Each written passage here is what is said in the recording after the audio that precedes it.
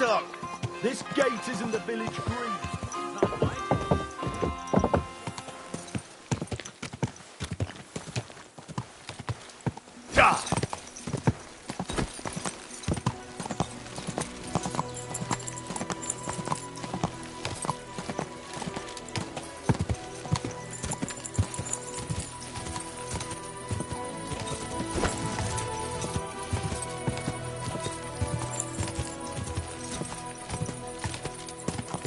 Quick!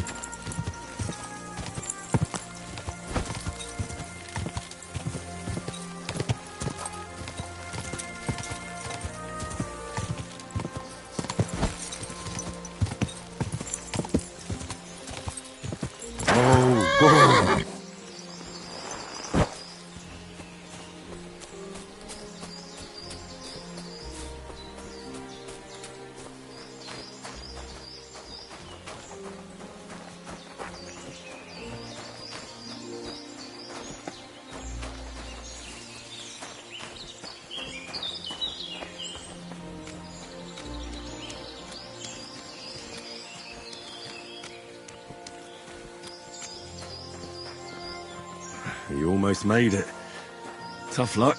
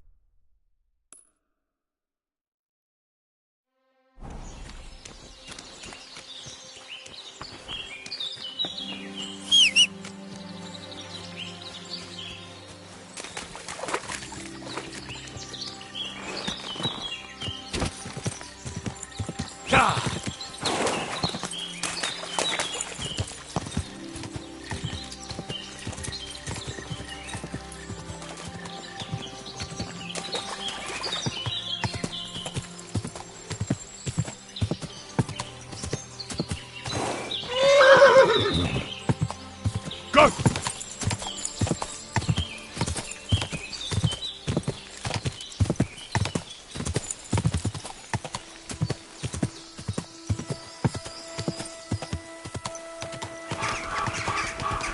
Whoa, whoa.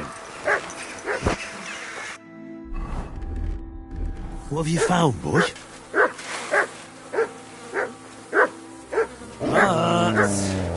Hey! God! He doesn't want to listen at all.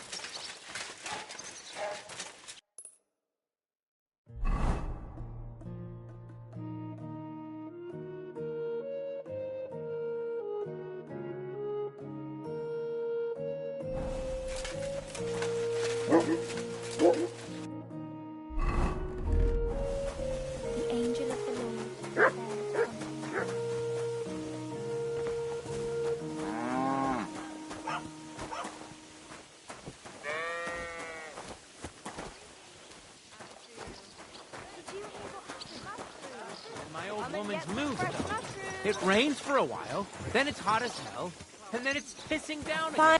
I'm surprised it hasn't started Maybe shitting next for a time while. then, sir. Aye, well, Something, are you? no, and nor should you. Except I don't have a book, and... Remember yours on any other day, John?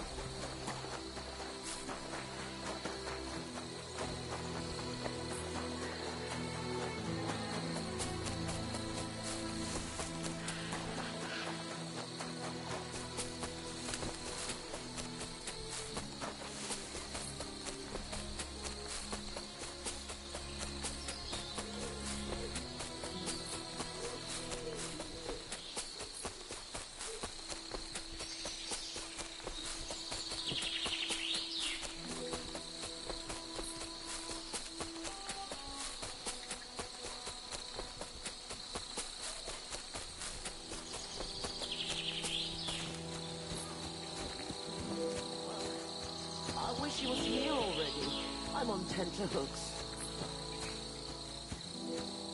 Hey, bless Goodman. Can you come here a moment? Please, help. Can you hear me? What's the matter? Did something happen? I need help. Please. What's going on? Do you need help? Thanks for stopping here. My husband, Mikush, hasn't returned from Billany. Me and Vendula are awfully worried about him.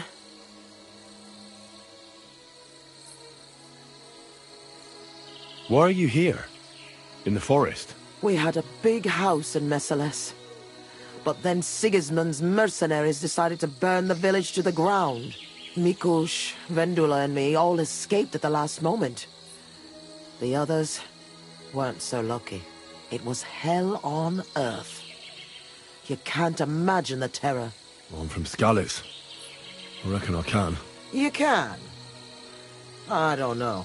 In any case, we ended up here. At least we had some roof over our heads. But now, I don't even know what'll happen next. Why did the soldiers attack your village? Why? Good Lord, such a question. They didn't ask us anything. The worst thing is, the village paid some mercenaries for protection.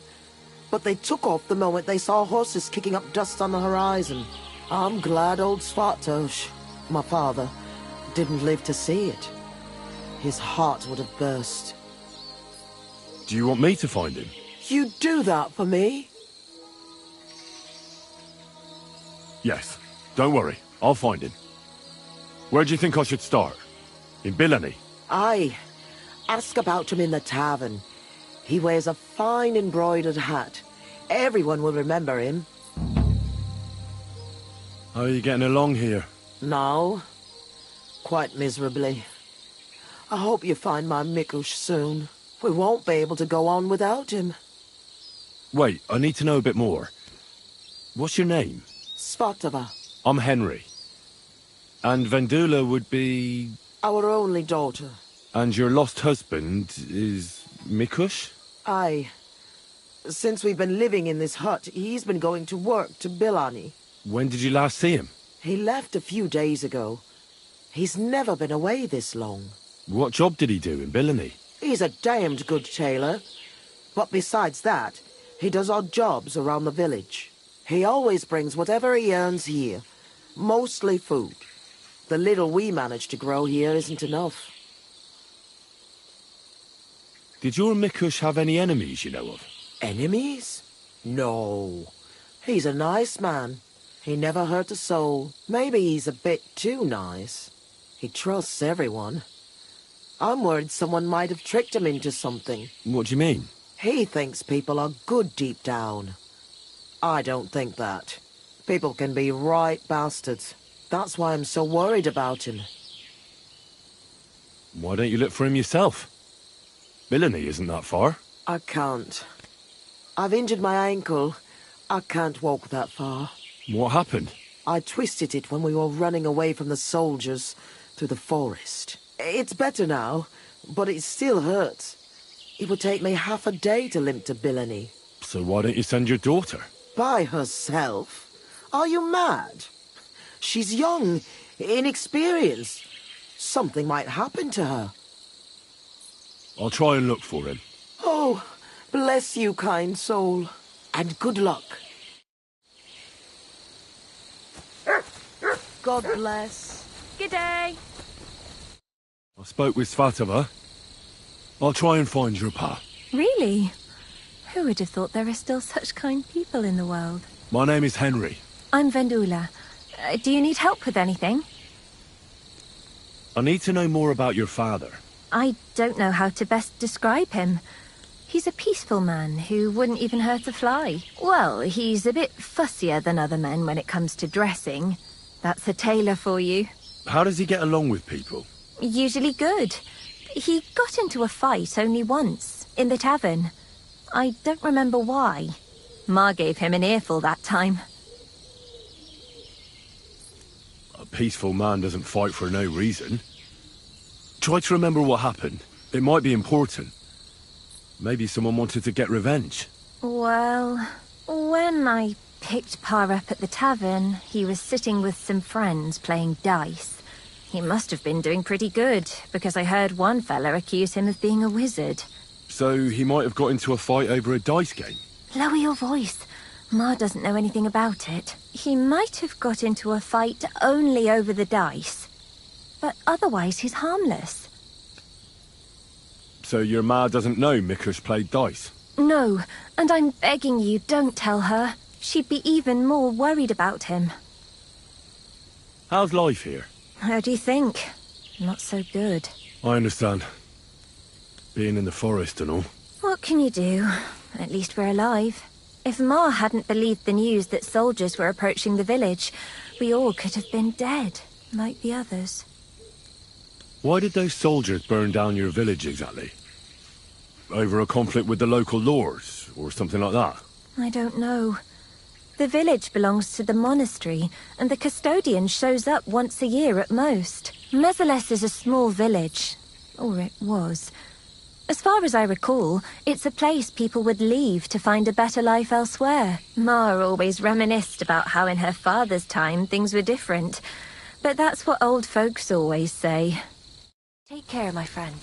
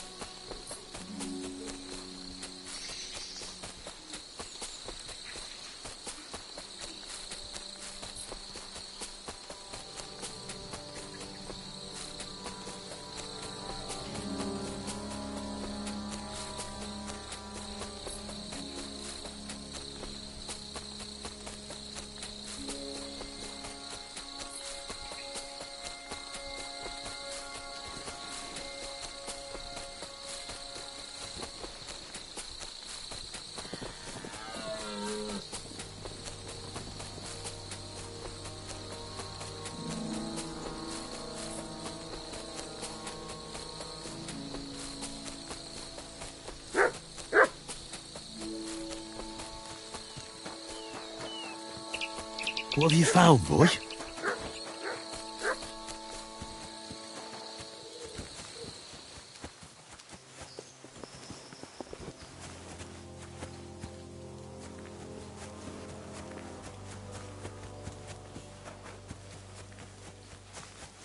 Here's where the fence ends. I'm supposed to take a hard right here. If Wojtek didn't mix up his directions, that is.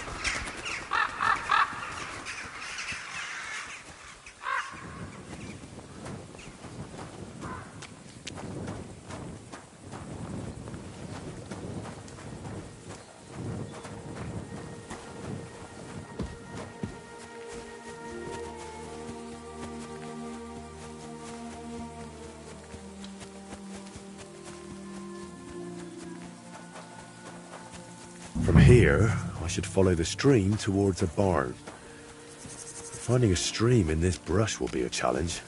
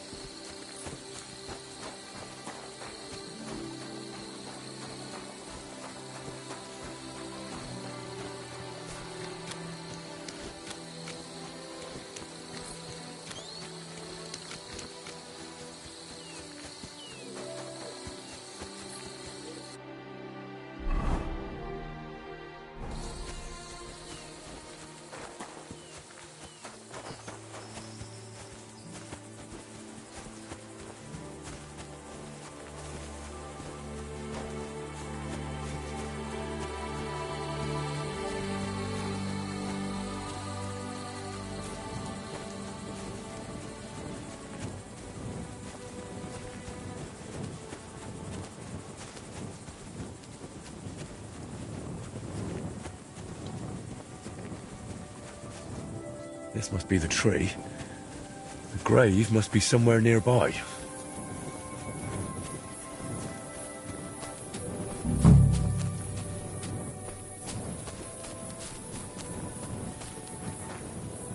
My God. It's clear nobody has been here in years. It looks terrible. If I really want to honor Wojtek's memory, I should clean the place up first. Pull the weeds, clear the debris, and clean the gravestone.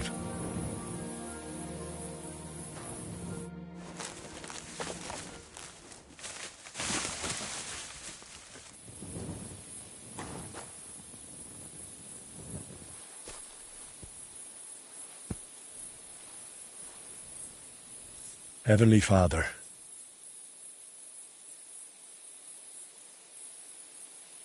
I know no one's been here in a while, but please see that Voita's soul rests in peace.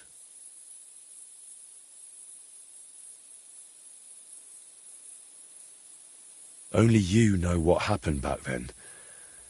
But surely it wasn't so bad Voita's soul wouldn't deserve redemption.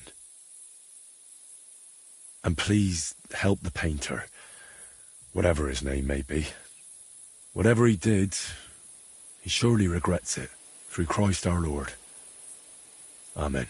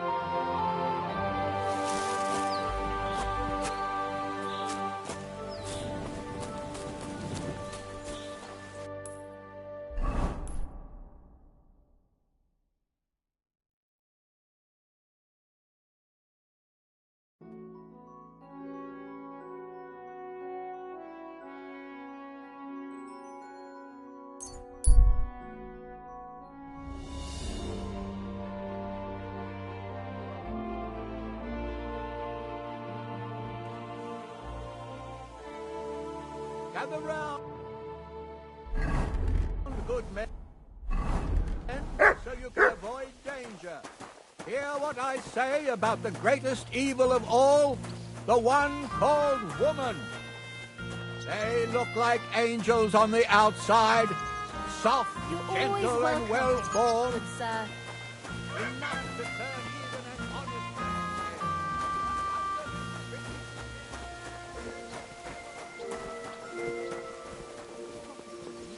Gossiping about it won't do anyone any good. You think I'll blurt it out to the first person I meet? No, I just want to be sure nobody finds out. You never know. Can I help you? How did it go? I went to see him, but he threw me out. And you were surprised?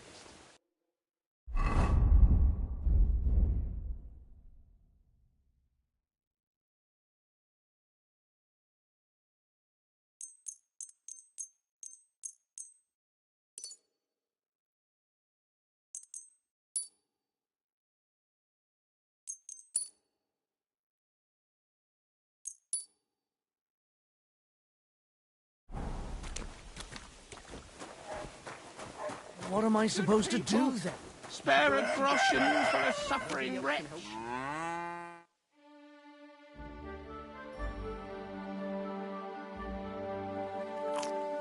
You're always welcome here, noble sir. Taking their time again.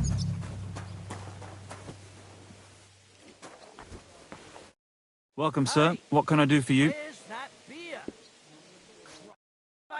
Thanks. Up.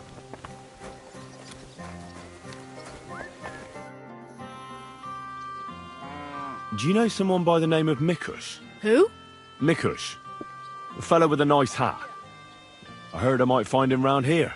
I know who you mean, but I never really spoke with him. You'd be better asking the tavern keeper.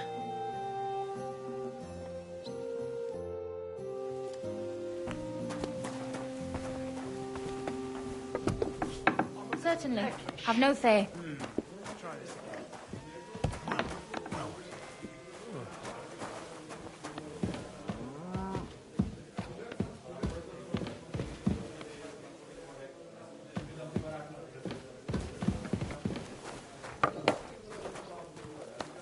Leave that door alone, will you? All right. Beer's got a flow. Lord be with you. I'm looking for one fella. He's named Mikush. Mikush? Doesn't ring a bell. They say he wears a fancy hat. Ah, the Hatter, of course. He's not from around here. He started showing up a few months ago. Just for a few days at a time. Sometimes he'd sleep here. I hear he made his living as a tailor in the village. I don't know anything about that. He never offered me his services. I hear he enjoys a game of dice. He does indeed. He plays a lot. I noticed that about him. Is he any good? You're asking too much of me, my good man. People are always playing dice here. Winning and losing. I can't keep up. Ask Chernik. He's the dice champion here. He'll certainly know more. What's going on around here? Nothing much, really. If you're looking for a job, try your luck elsewhere. See you later, my friend.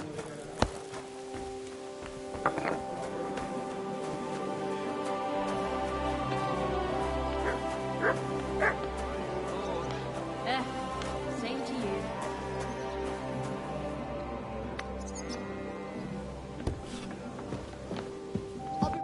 Greetings. What do you need? I'm looking for someone. His name's Mikush. Mikush?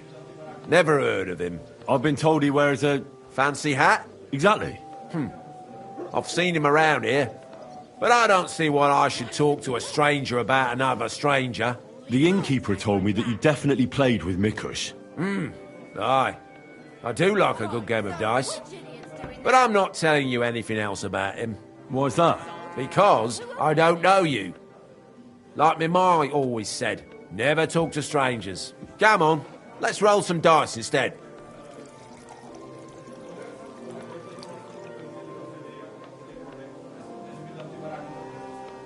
I'm not in the mood for this.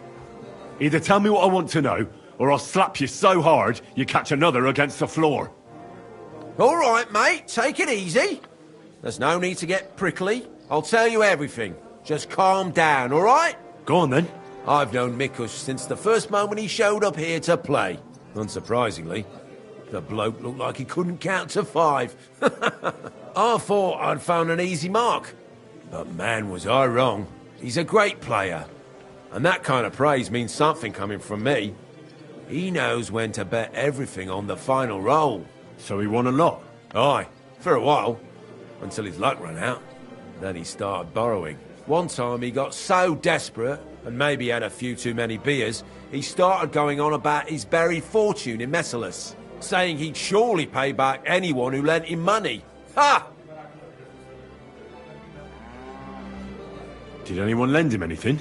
Aye, and Mikush won everything back. And did he pay back the money he borrowed? Of course, every last groschen. He was laughing the whole time, too. What about that buried fortune of his? Did he ever mention it again? The next day, he claimed he made it all up, saying he just had too much to drink. Only nobody believed him. Did anyone seem particularly interested in his fortune? Someone who'd want it for himself, and would go after Mikush because of it? Everyone was interested in it, but Mikush never talked about it again. Besides, that village is burned to the ground and full of rabble. Messalis is an awful mess. That rhymes! When did you last see Mikush? A few days ago. He was playing against that hired hand, Drat. Drat lost and didn't have enough money. They left together, and Mikush hasn't shown up since.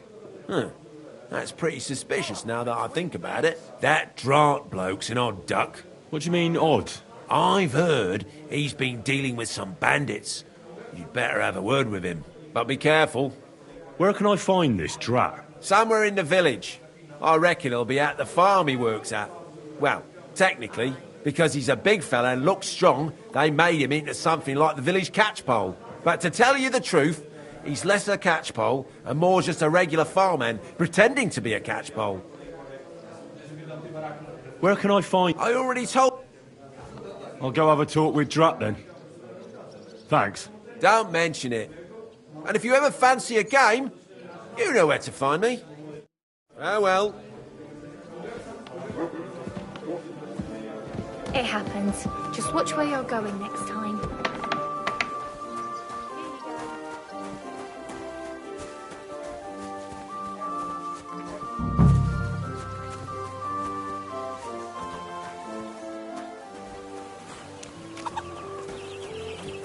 Silly doggy.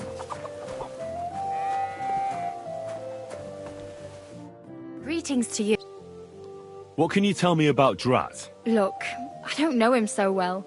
I know he's mixed up in some bad stuff, that's all. He hid something in his chest. Some kind of map or something. He was always very careful with it. See you later, my friend.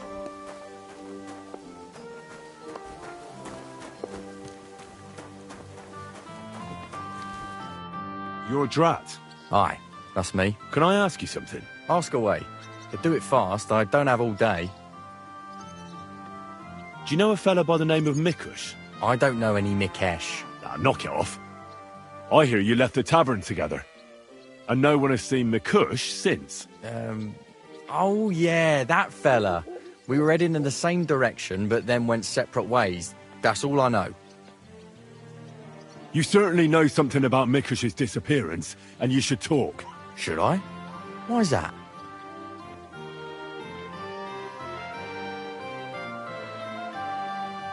You best realise to whom you're speaking, boy. If it were of no importance, a noble such as myself would waste no time with it. So speak. I apologise, sir. It's not my fault. It was Hanka. Who's this Hanka woman? Hanka's not a woman, but a man. We've known each other for years. He was a hired hand in Messalus. Certainly know what happened there. The horror. Not long ago, he came to see me. Said he was the only survivor from the entire village, but I know that wasn't true. Because you met Mikush? I thought he'd be quite happy that someone else got away, but he was actually quite upset about it. What do you mean, upset? Well, you could see it on him, all nervous-like. Seemed to me like it was rubbing him up the wrong way. That Mikush, of all people, survived. Interesting. Did he tell you anything else? I didn't ask him any more questions. So, someone comes to see you, acts all odd, and you don't ask any questions? I don't believe you. You must have had a normal conversation, seeing as you're old friends. And he had to have told you something. Well, I understood he quarrelled with Mikush and his family about some money, a family inheritance. Nothing unique there. It happens in every family, so I didn't pry any deeper. Then he said he'd like to talk to Mikush and whether I could set up a meeting. Thanks to you, he knew Mikush frequents the tavern. So why didn't he go and find him? To talk with him? I don't know. Damn it! Come clean. You must have asked him the very same question. So you know the real reason. Admit it. Hanka told me he'd joined up with some bandits, so he didn't want to show his face in the taverns. It wasn't so long ago they robbed a merchant here. I reckon he was afraid someone might recognise him. So he wanted to rob Mikush? I really have no idea. Hanka didn't tell me. I just wanted to help out an old friend. I didn't know what he was up to. What the hell do I care about some strange fellow with a funny hat, damn it? Hanka told me to take Mikush outside the village and then he'd meet him there. But he said Mikush couldn't know about him, and he left figuring out how to do that up to me. So I played dice with Mikush. He's damn good, so I had no problem losing a few games. In no time at all, I owed him quite a few groschen. I told him I could pay my debt immediately, but he'd have to come with me to my hiding place. He didn't blink an eye. He's damn trusting, given how things are today. I took him a little way outside the village, told him I was going to take a piss, and then took off. And that's all. I don't know anything else. Where did you take him? I want the exact location. Here, just outside the village, on the way towards Missalus. Are you trying to lie again, Drat? If he wanted to settle a family dispute with Mikush, he wouldn't have lured him outside the village for a chat. Unless you want to piss me off, you'll tell me the truth. Now. All right, fine. It was a bit further away from the village. Actually, it was quite far. Where were you supposed to take Mikush? A crossroads by the forest, on the way to Missalus. Actually, almost right by Missalus. A little beyond the woodsman's camp. Just go straight. 2 roads intersect there. It's the only proper crossroads on the way. What happened at the crossroads? I want the truth. Well, as I was saying, I took Mikush there and told him I needed to take a piss. Then Hanka jumped out of the woods with some bandits. They grabbed him. He began to scream, but there was no one around to hear him. And what did you do? I didn't wait to find out what would happen. I ran. What did Hanka promise you for bringing Mikush to him? Nothing. I did it out of friendship. Are you trying to lie again? All right. He said he'd give me part of the buried inheritance. So Hanka wanted to get his hands on that inheritance the whole time? I reckon so. He felt the family owed it to him, but I don't understand why. Family. Skeletons in the closet. You never know. How long have you known Hanka? Since you're such good friends? We go back a long way. As youngsters, we'd beat the shit out of each other in the Messalus Tavern. As it often goes, we ended up becoming friends over a beer, you know? But I haven't seen him since I've been working as a catchpole. Not until now, that is. But if you were such good friends, you must know more than you're telling me. Maybe. But it's not important. Every detail is important. So listen up. Hanka always had one big problem. No woman would have him. He's always said it's because he's not rich. But he's just a hired hand. As if a hired hand can't shag. The stories I could tell. Get to the point. Last year, his cousin danced with him at a feast. He was like a new man. He wouldn't stop talking about her. Vendula this, Vendula that. As if he was in love with her. And then, all of a sudden, nothing. He never mentioned her again. Where might Hanka be now? I only know what he told me. That he ran off into the forest. And that's where he joined up with those bandits. He bragged about how they made him their captain. I'm not wasting any more time with you. God only knows what Hanka's done to Mikush, and you're responsible for it. Be ashamed. You sold out an innocent man for a handful of groschen. Sickening. I'm truly sorry. Being sorry won't help. You're a snake in the grass. You deserve punishment. Please, don't tell anyone. No one can find out. I could keep my mouth closed. But it's going to cost you something. Here, take this. It's all I have. And don't tell a soul, please. Nice, lad. Farewell, Drat.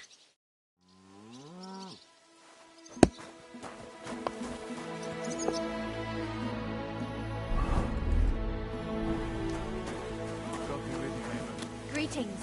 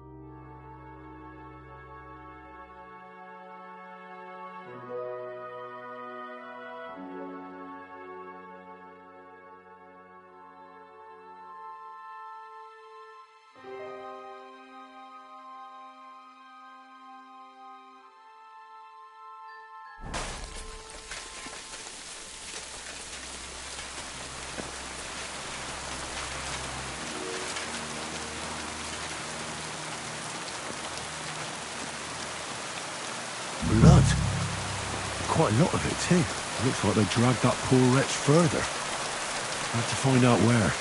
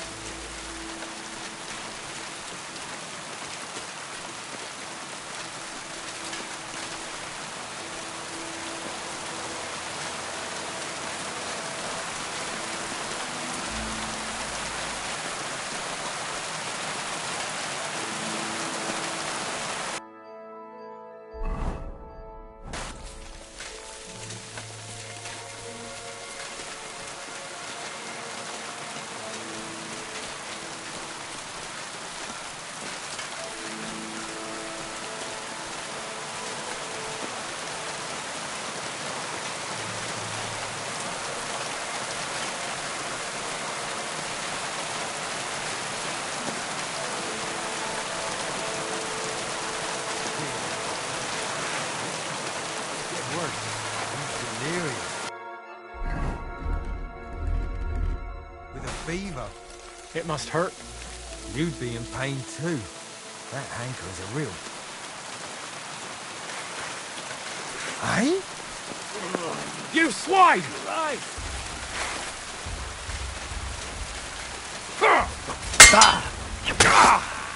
Take that fucker out, damn it! I've been waiting for you.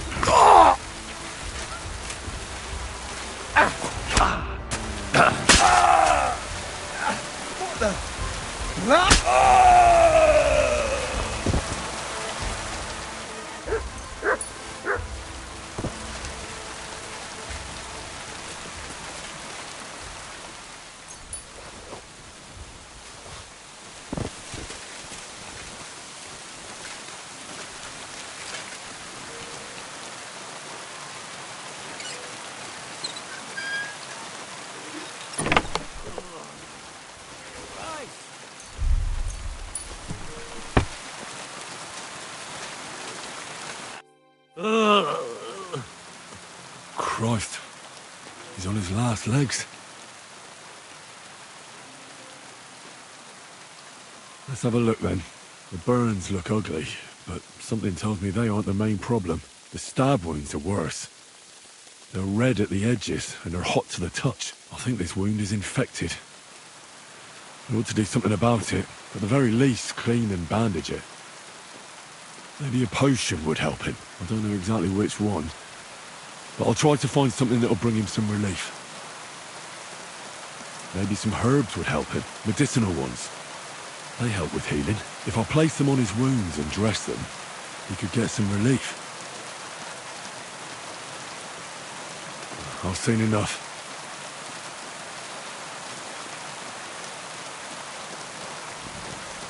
I think I know how to help him. I'll get him through this. I hope I can act fast enough. What are we gonna do with you?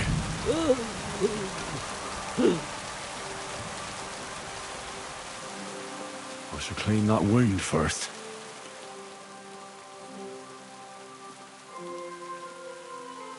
You just have to hold on. I ought to put her, but I won't do that now. I'll give you a...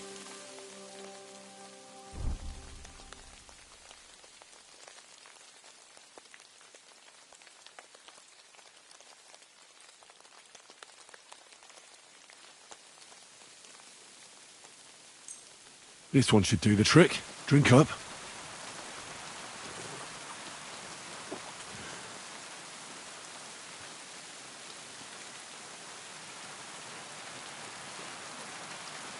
I'll pray for you. At least your soul will get some relief. How does it go again? All praise and glory is yours, Lord our God, for you have called us to serve you in love. Bless Mikush, so that he may bear this illness in union with your son's obedient suffering. Restore him to health, and lead him to glory. We ask this through Christ our Lord. Amen. Amen.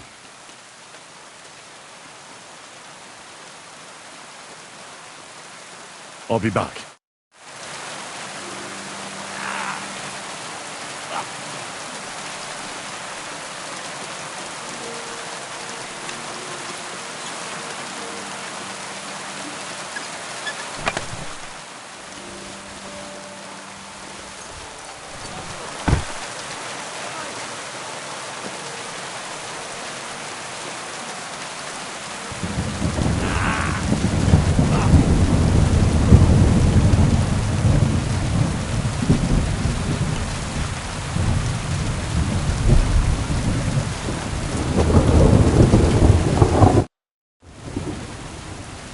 All right.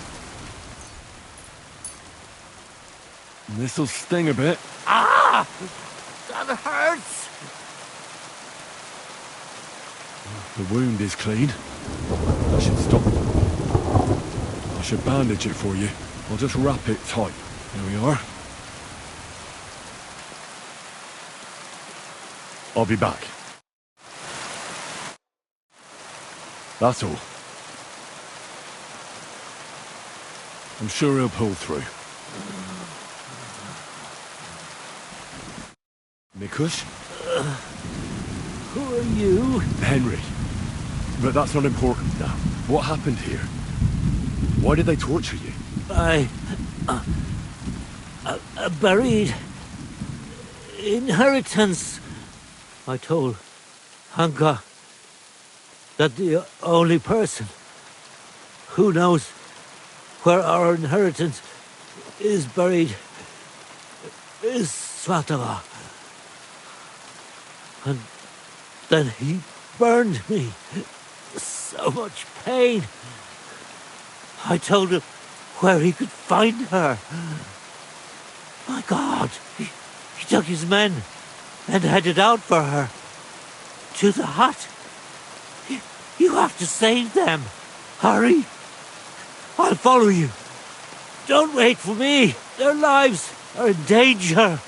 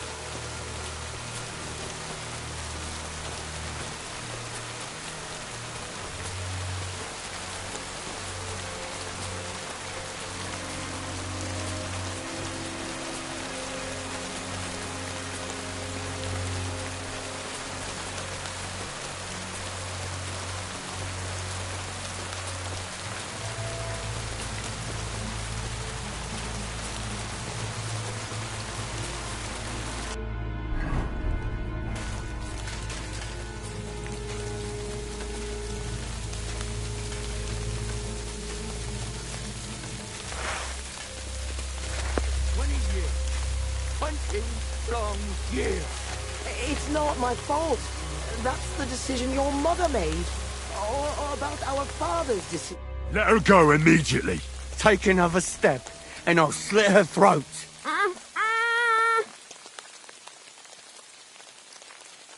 Don't do it. Do you hear me? You'll be sorry. Someone else is going to be sorry here. For God's sake, talk to me. Why are you sticking your nose into this?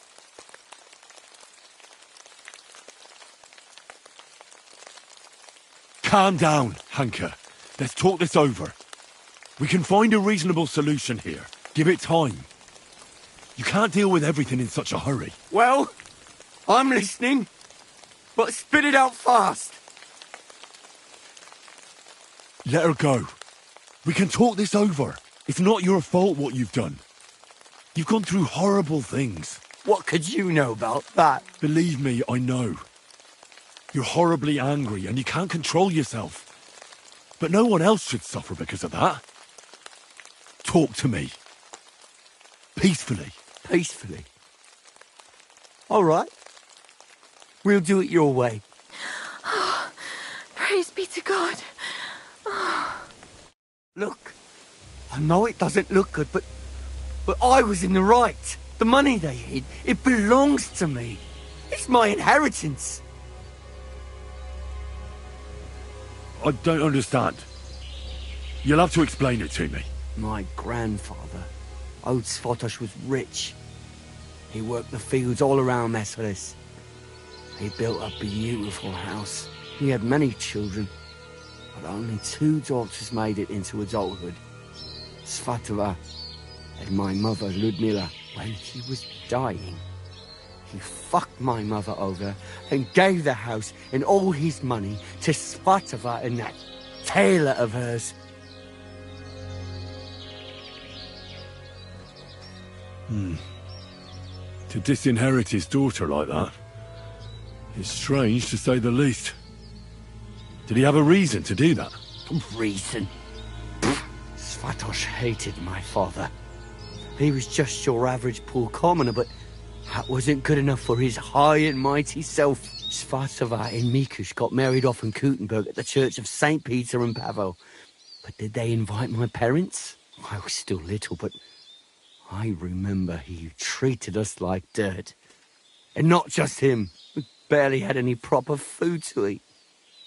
Pa had to go work in the mines at Horsham for a few groschen. He ended up trapped under rubble there. He died a cripple. After that, no one even moved a finger to help us. Not Svatova, not Mikush, no one. You're damn lucky I came in time to help, Mikush. Things might have ended up much worse. I only wanted justice. Nothing more.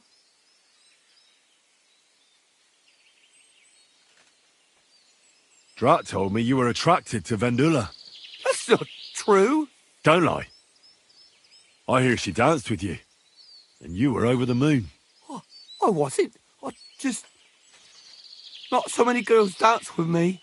Because you're just a hired hand? Well, she's my cousin. So I wasn't head over heels for her or anything. No way. I mean, who want me anyway?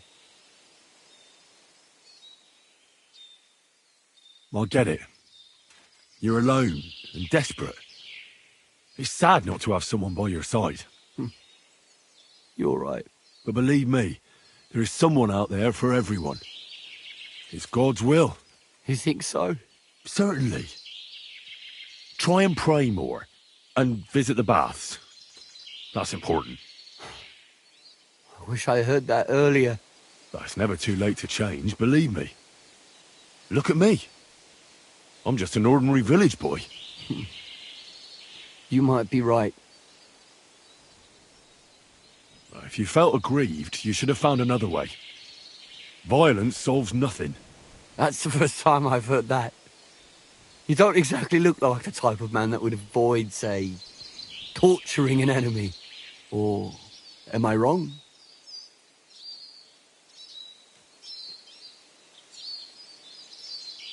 I need to have a good reason to get violent.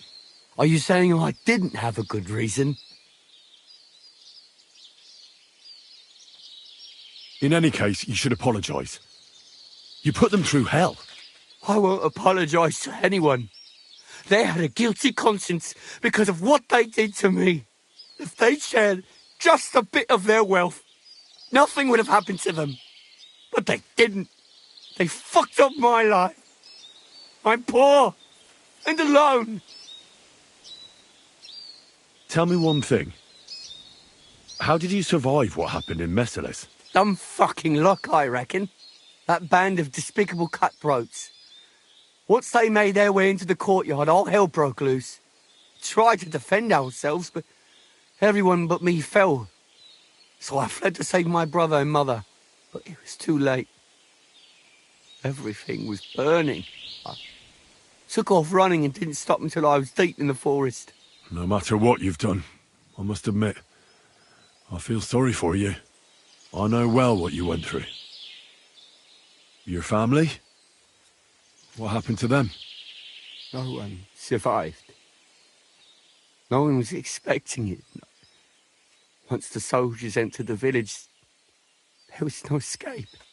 Their captain got his eye on my brother, who worked with me in the courtyard. Franz was barely 15. He didn't stand a chance. I ran out to the fields for Ma, but they got there first. All I could hear was her screaming. And then it stopped. I lost everyone. But Svatova and Mikus didn't. I'm sorry, but your misfortune gives you no right to harm others.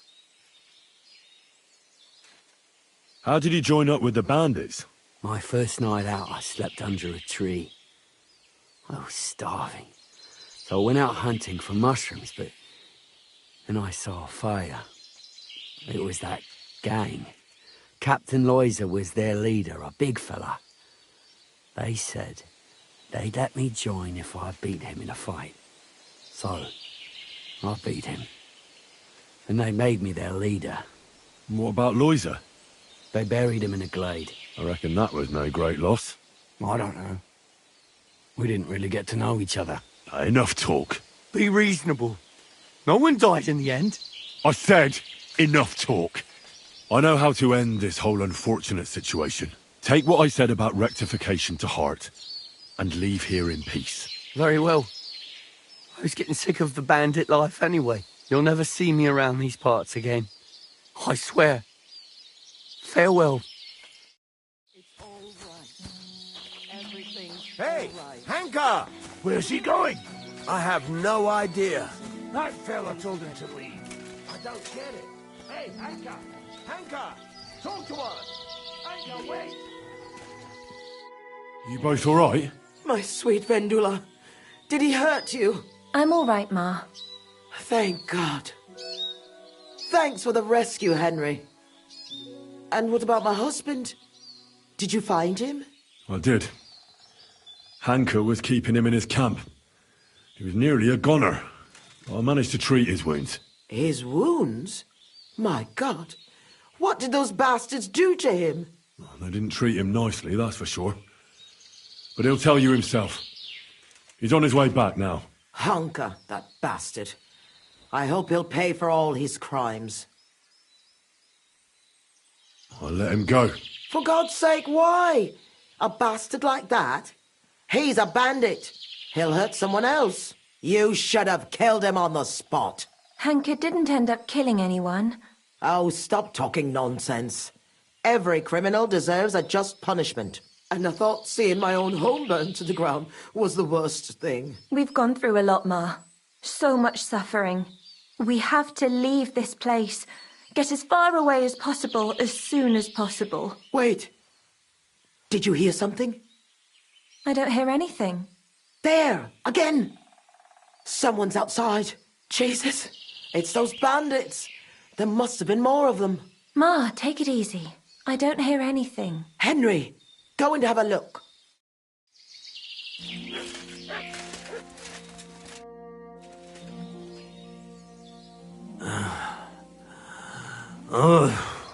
It's not the bandits. Look who's come home. Mikush! Pa! You made it here quickly. I came as fast as I could. I nearly gave up the ghost. I was so worried about the two of you. I'm so glad you survived. That horrible hunker tried to kill us. I know. All because of the inheritance. He went absolutely mad. If it weren't for Henry, he'd have killed Vendula. And then me. That lunatic. Who would have guessed that about him? He used to be a good lad. After all that, Henry let that good lad go. Well, let's hope he never shows up here again. I'm awfully knackered. I need to lie down for a bit. Will you help me? Of course, Pa. Come and rest inside. I reckon you're hungry too. Vendula, give him some gruel. It should still be warm. All right. Come on, Pa. Carefully. And the two of us should have a word.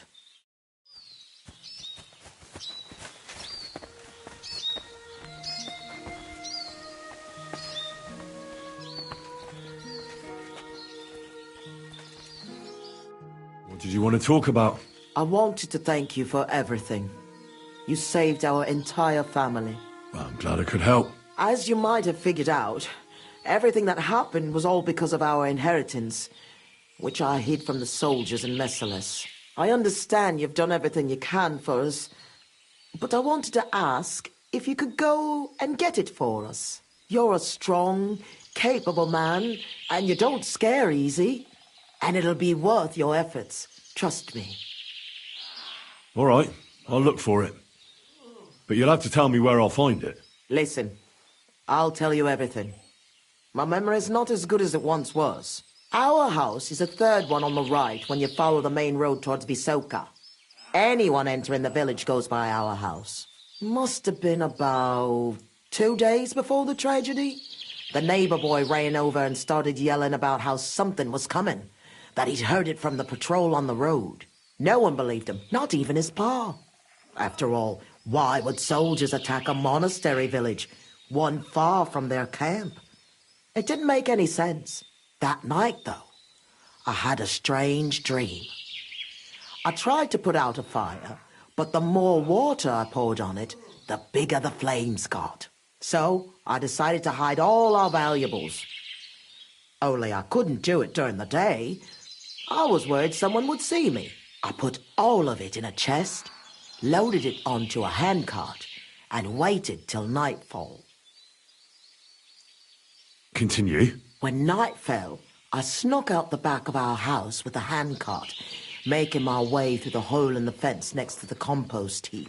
Mikush was supposed to fix that hole a long time ago, but as good as he is with a needle and thread, well, when it comes to other work, you can forget about it.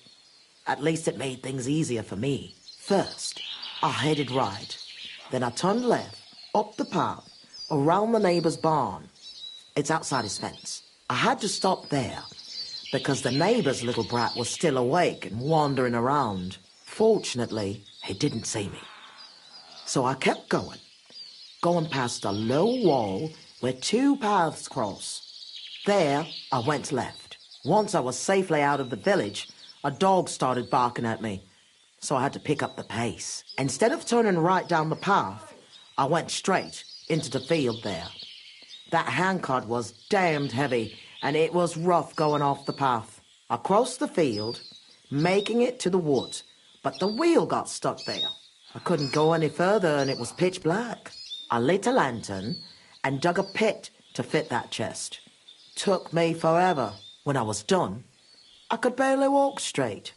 The sun was coming up. I left the handcart and shovel there and went back the way I came. I hope those directions are good enough for you to find it. Why did you do all that work yourself? Why didn't your husband help? The fewer people know about it, the better. I didn't want to leave anything to chance. That's all I need. I'll go and find your inheritance. What's the story with your inheritance? My father, Old Man Svatosh, was quite wealthy, at least compared to the rest of the village. You see, he worked all fields and farms around here. He had 9 children, but only me and my younger sister Ludmilla made it into adulthood. And then, when he died, he left everything to me. He wanted to be sure, because with Ludmilla, he was worried she'd blow through all of it. Why did your father disinherit Ludmilla? She was quite flighty. She liked to have a good time, if you know what I mean. She was never without a man. Then she brought this hired hand home. Fanos was his name. She had to marry him, as she was in the family way. Svatos threw her out of the house without a second thought, heartlessly. And he never mentioned her again. Why didn't you help Ludmilla then? Hanka said you didn't care about them. That you left them to starve to death. That's not true. I offered to help her. I found her a job, but it was in vain. She was mad. Sometimes something came over her, like she was possessed. It was frightening, and it got worse and worse. It seems Hanka has inherited it from her. Those aren't the kind of people you let live in your house. Why didn't you help Hanka at least? He lost his father after he got hurt in the mines. He must have been desperate. Fanos? A miner? Where did you hear that? He never stepped foot out of the village. He drank so much, he lost his job, and then fell off a cliff at Simperk. He's a common swindler. And he's delusional, just like his lunatic mother. I hope our paths never cross again. How did Svatos become so wealthy? He was a good farmer. When he was young, he worked on a big farm somewhere near Colleen and worked his way up from the bottom to become the custodian. But it's no coincidence he ended up in Mezeles. He was close with the old custodian of the Sedlets monastery. They were friends. Sometimes you've just got to meet good fortune halfway.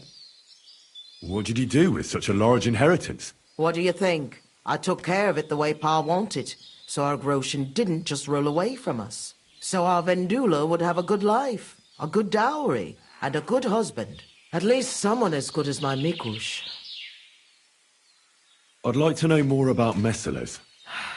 Those are sad memories. You know, I've been through something similar. Sigismund's army burned down my hometown. Skalitz. My lord! Thank God you managed to save yourself. Unfortunately, very few of us were so lucky. My ma and pa stayed behind. I'm so sorry to hear that. What would you like to know, Henry? I know reliving it isn't easy, but I'd be interested to know how the attack unfolded. Like I said, we were prepared for it. Unlike the others, the soldiers came from the main road. First the horsemen. They cut down anyone who stood in their way. Then came the first flaming arrows, and the roofs began to burn. The horsemen then stormed the farm, and that's all I saw. May God save the souls of those innocent people. You said you were prepared, so someone warned you? I already told you, Henry. A few days earlier, the neighbor boy was shouting about how he had heard something was going to happen. And then I had the strange dream. So I decided to get ready, just in case. Did you know where you'd flee to? Aye, I did. I remember this old hut by Billiny. A long time ago, the Lord's huntsman and his family lived there. When the forest fell under the ownership of the monastery, he had to move out. It was empty for years, and now it's our home. What was Mezeles like before all this? Was it a big village? I wouldn't call it big. Maybe back in my father's day, but not in recent years. As more and more silver started coming out of the mines, people moved to work in Kutenberg. It wouldn't surprise me if there was nobody left to work in the fields soon. But what can you do? That's a question for the custodian. And there's no reason to ask now anyway. Was there anything peculiar about Mezeles? What do you mean? Well, something worth looking for, I mean. Something the soldiers might have wanted. They didn't attack us for our buried inheritance, that's for sure. They came for food and plunder. Though, on second thought, I heard something about a mysterious cave that's supposedly beneath Mesoless. But I reckon that's just an old wives' tale. What are you gonna do now? I hope that inheritance brings us back the happiness we've lost. I hope our suffering ends soon, and we'll see better days again. I'm going for the inheritance. I hope it's still there. I'm sure it is. No one would ever think to look where it's hidden. Me, Vendula, and Mikush will wait here for you.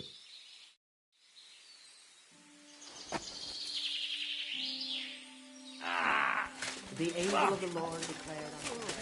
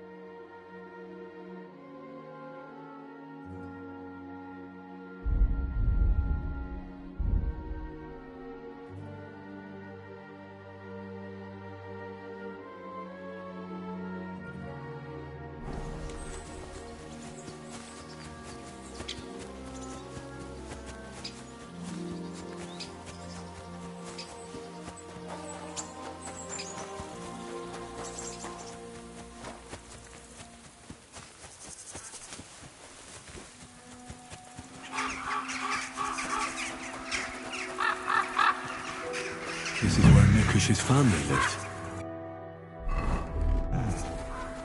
It's a pretty big house for 3 people.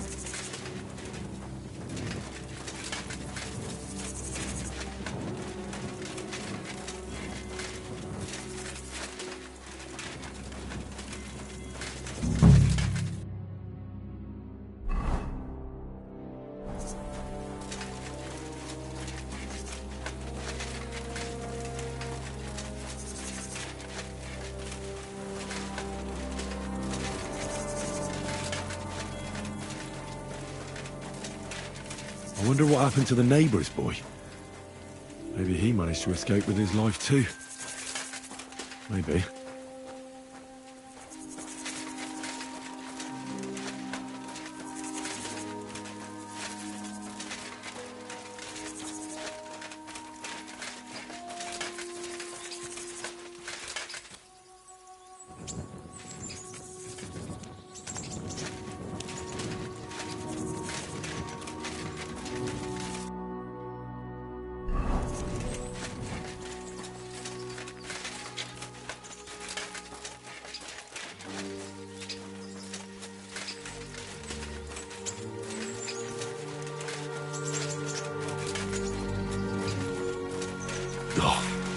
Stench of fire. No. I don't want to be reminded of that day.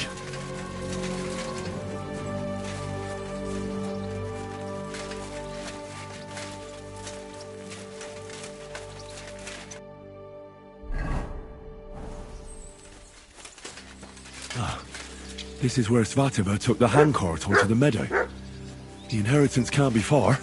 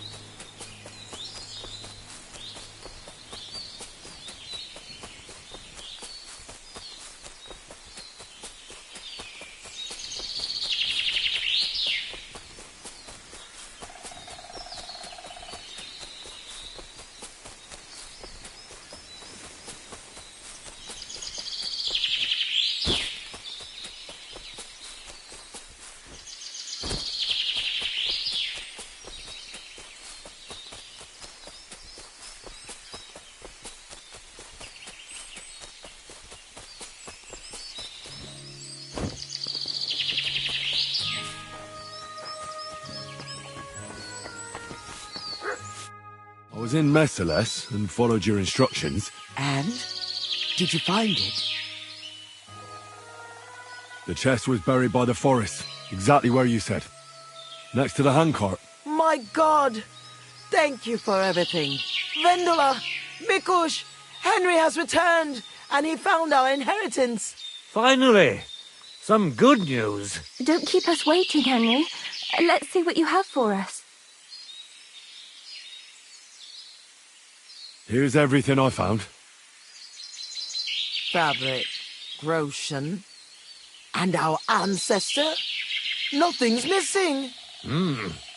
This fabric's as good as new. Think of all the money this will make. Finally, fortune smiled upon us. It surely has. I told you that once our ancestor comes back to us, everything will be like it once was. Thank you, Henry. Here's something for your efforts. If you ever feel like learning something new, Mikush here would be glad to teach you. So he teach me to play dice, eh? You can't learn dice. You have to have it in your blood. That's not what I meant.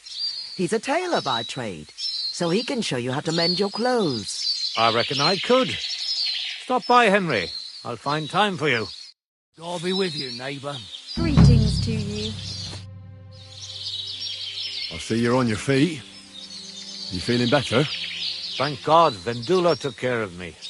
So I'm feeling much better. Thanks for asking. I reckon it'll be a while before I dance again.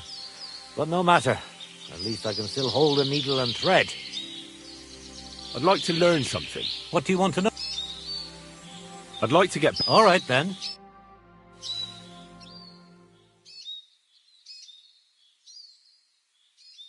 Oh, you pooch.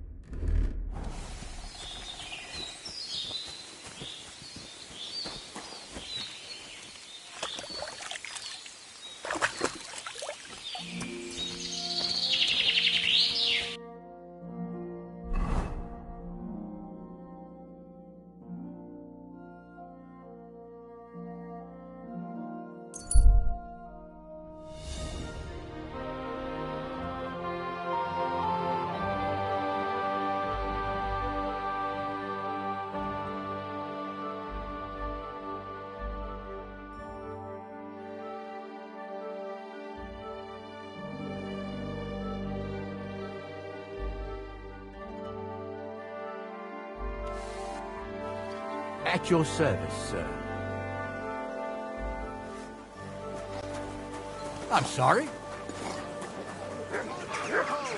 Refrain from sin. Satan is going round our city. The best wine in Kuttenberg.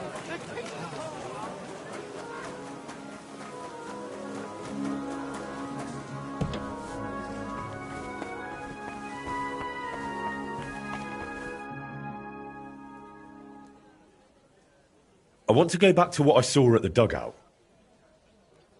I have to say, I expected a bit more. The place was a wreck. I beg your pardon, my lord. I only hope you didn't contract gangrene or mites. Very droll. I found an old wagon near the dugout. At least what was left of it. Don't even remind me. Me and the lads borrowed it from Farmer Tokchek. Without his permission, of course.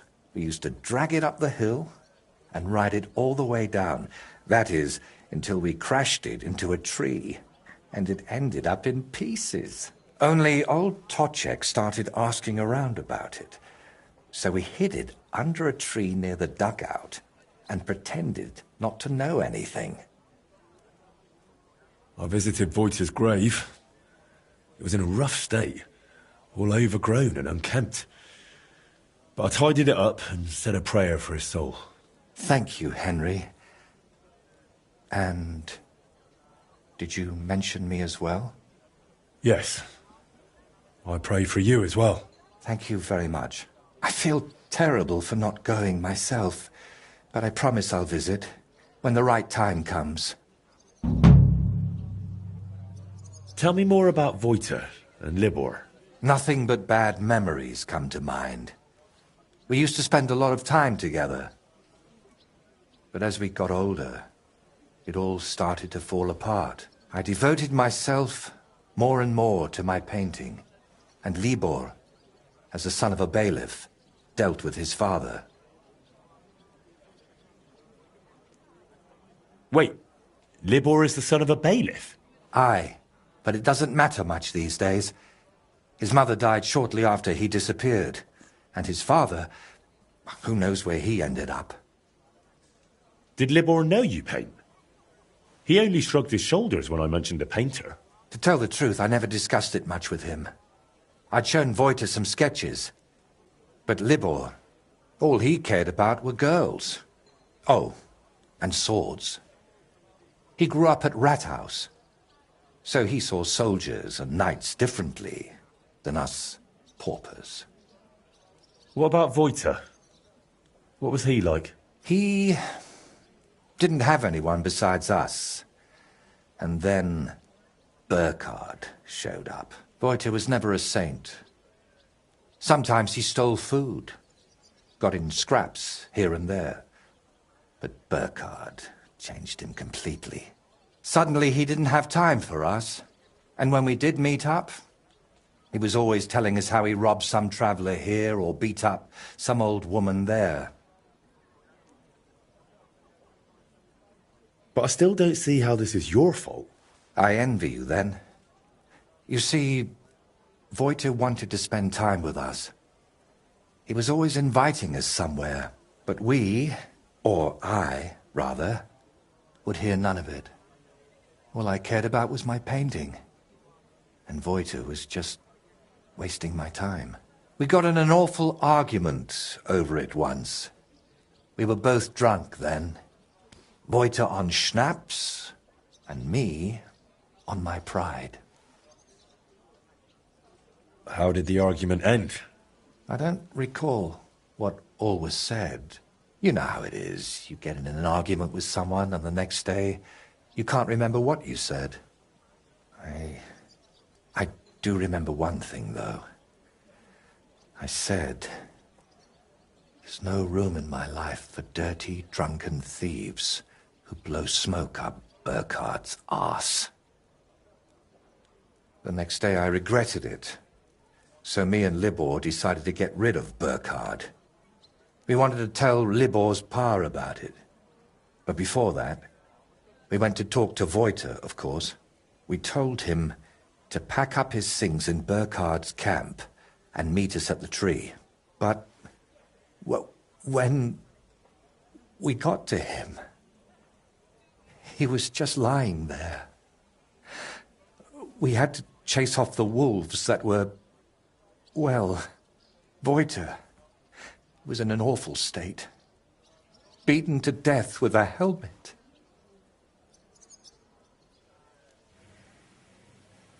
We chased off the wolves, but Libor was inconsolable and wouldn't stop crying. So I sent him to the village to get a shovel. While he was gone, I realized Wojta was still breathing. He was in awful shape. He couldn't talk or move. Lord, have mercy on me. When Libor returned, I told him to give me his sword, but he said no, that we could still save him. We got in a terrible argument over it. In the end, it was Libor who put Wojta out of his misery. Then we buried him. Not in hallowed ground, but still better than behind the cemetery wall. You were bloody lucky. Burkhard could have killed you, too. You know, in the end, I reckon Wojta never betrayed us. But that didn't stop me from looking over my shoulder. All right. But now tell me, wasn't it all my fault? We are each the author of our own destiny. Wojta joined up with Burkhard, and it cost him his life. What's important is where your decisions lead you. I hope you're right, Henry. I hope you're right. I'll let you work. All right. And thank you.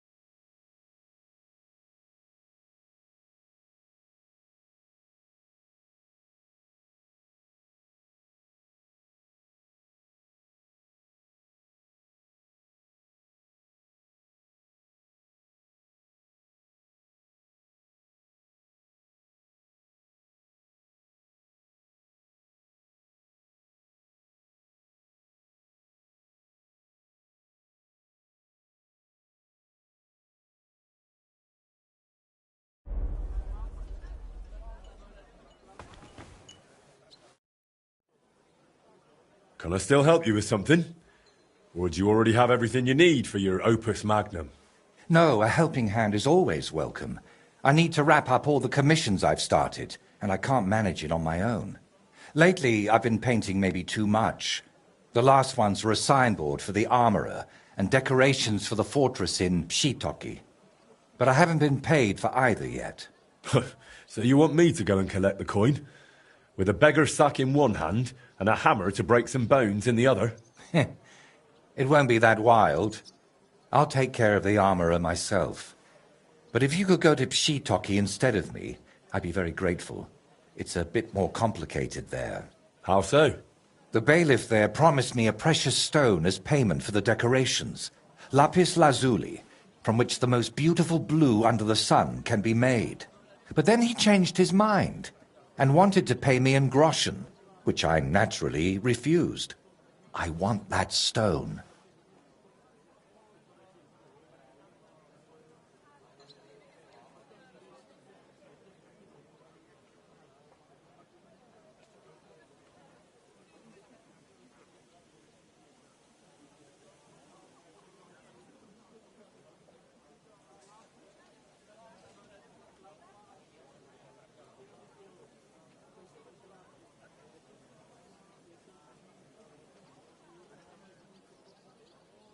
Why did the bailiff change his mind about the gem? Oh, he started telling me it's his lucky talisman, and that he'll still need it. He's building a fortress for the gentry there, and he's expecting an inspection or something.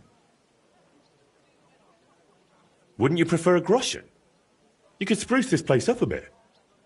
How much did he even offer you? It wasn't a small amount, I'll admit, but this is a matter of principle. Promises must be kept, and you can't mix ultramarine from groschen. And are you sure the bailiff actually has this gem? He might just be trying to string you along. I've seen it. Well, just for a moment. He doesn't trust anyone with something like that and keeps it in his pocket. But he's definitely got it. And how do you imagine I'll get the gem off the bailiff, if he wouldn't give it to you? But you, Henry, are a man of many talents, aren't you? You'll think of something.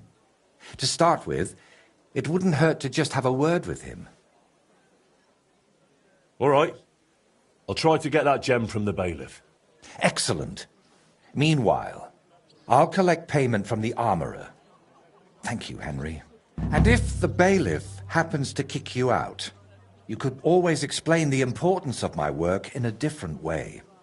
There's a coat of arms on my fresco, and beneath it is a painted ribbon. You could add a fine ancestral motto for the lords of Shitoki. What? Something like saying they don't pay their debts. Uh-huh. Now that'd cause them a proper scandal. All right. If I can't come to terms with the bailiff, I'll try that instead.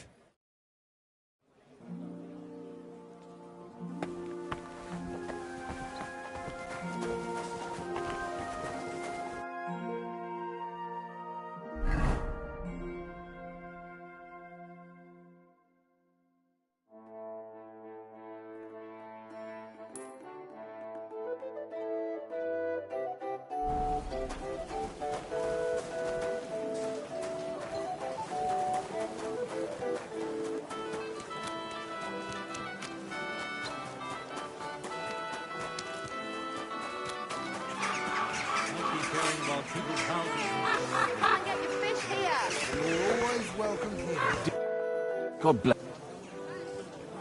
What's new in? Nothing much. If I'd like to... What do you want to know?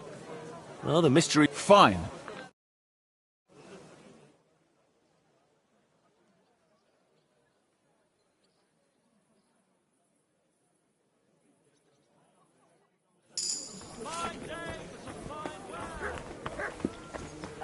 What kind of pig was sitting?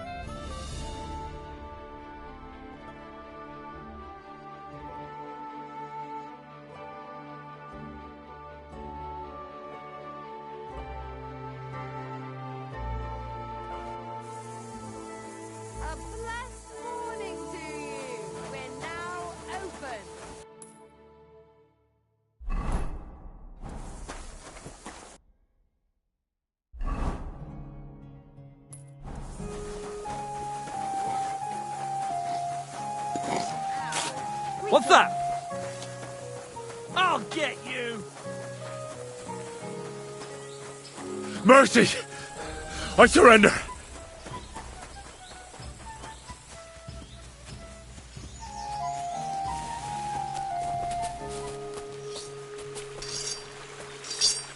Welcome, sir. What can I do for you?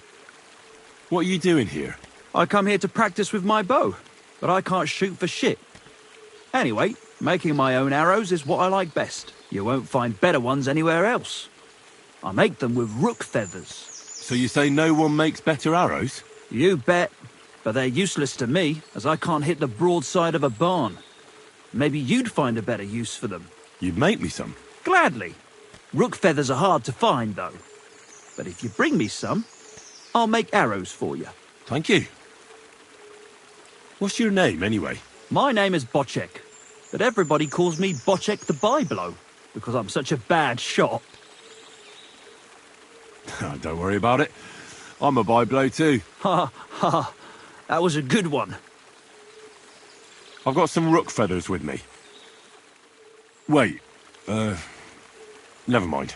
No worries. Bring them back some other time. Farewell, good sir.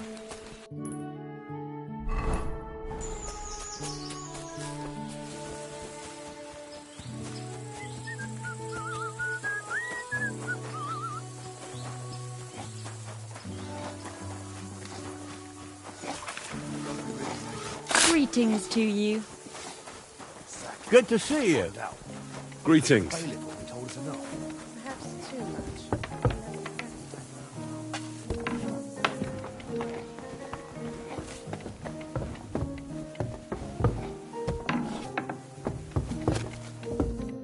A good day to you. What brings you here? That painting here in the room. It's the work of Voita the painter, isn't it? Aye. He paints well, but he's a terribly peculiar fella. What about it? Oh, the fortress is painted, but the promised reward is nowhere to be seen. I've come for it. Oh, I see. And leave me be. I've got bigger worries. I offered him a heap of groschen, but he wouldn't have it, so he can stuff it. Voita said that for his work, you promised him something else. He says you've got some expensive stone. Lapis? Lazuli?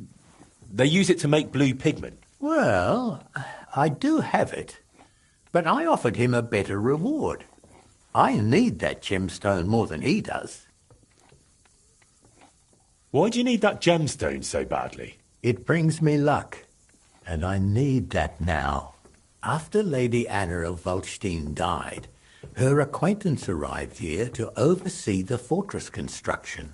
Her name's Adela of Mniszek, and I need to impress her.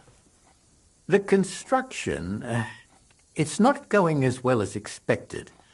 The Master Fabian says otherwise. Plus, I think I might have a chance with Lady Adela. If you understand me, as one man to another. So how about making an impression on Lady Adela in another way? After all, a noble woman like her must have plenty of precious stones of her own. That's probably true. Adela is always with that guard of hers, Jedlichka. Or by day she sits outside under the willow watching the construction. See? Then forget about some luck hidden in a magic stone and make some grand gesture. Well, I could have something written on the wall. You're from that painter, aren't you? Do you know how to write? I do. But I know how you are with payment. I think I should write what a pinch purse you are instead. Oh, wait, I've got an idea. I'll dazzle Adela with my chivalry. How do you mean? I have armour and a sword, and I'm not at all bad with it. If Adela saw me fighting, I'm sure she'd think more highly of me. We'll do it like this. When Lady Adela is sitting under the willow again, watching the construction, you'll join her and seriously insult her. Then I'll just happen to walk by, see it, challenge you to a duel, and beat you in front of her. Good impression guaranteed. How do you imagine I'll insult her? Well, how should I know? She's a noble woman. They're easily offended. For all I care, just tell her she's got a backside like a brewery dray horse. Great. All right. Let's do it your way. Really?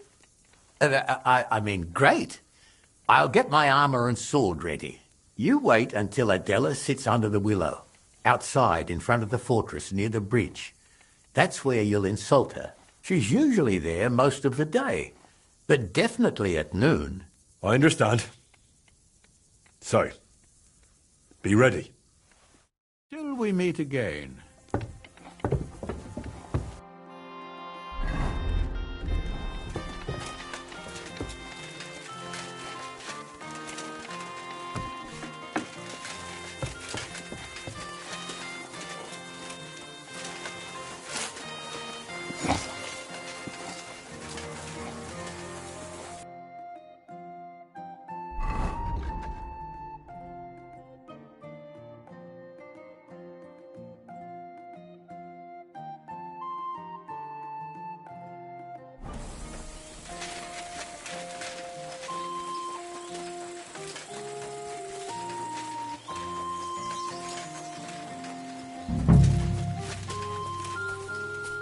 Greetings. What would you like?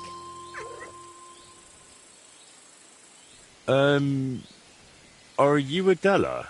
Lady Adela of Nishek. What do you want?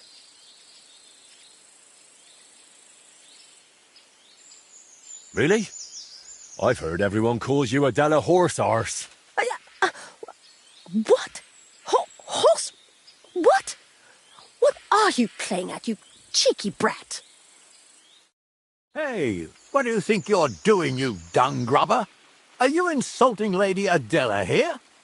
Are you all right, my lady? Don't worry, I'll take care of everything. Just like you're taking care of that never-finished fortress. Yes. You'll see I'm able to deal with any problem. And I'll start with this loudmouth here. Show me what you've got. We don't even know him. What business is it of yours how many facts? You've no chance against me! That is home. I've had enough. No yielding, you piece. Wait! I'm no match for you. Enough. I yield. Get no mercy from me. Enough. You win. Enough. You win.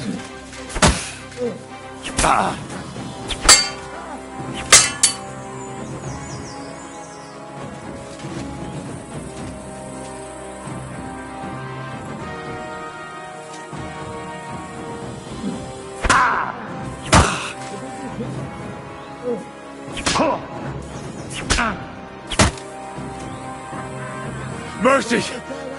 I surrender!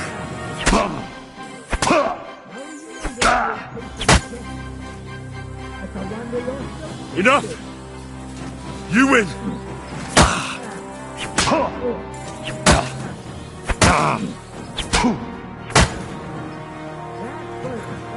Enough! You win!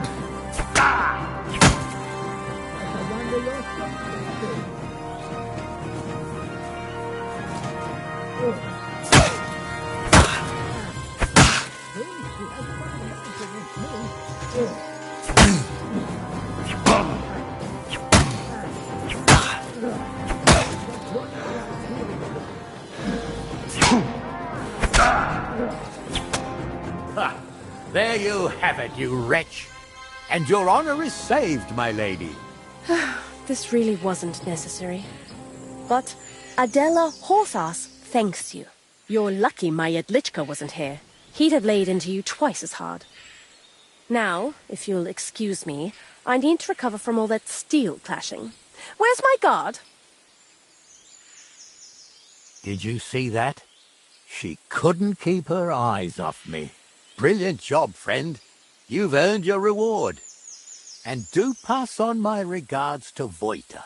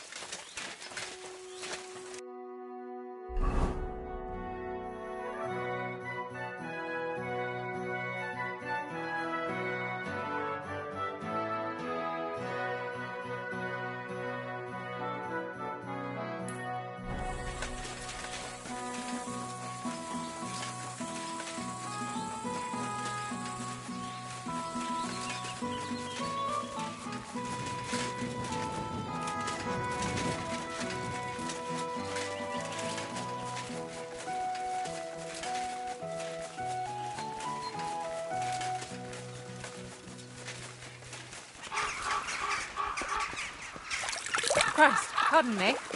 Oh, you mutt.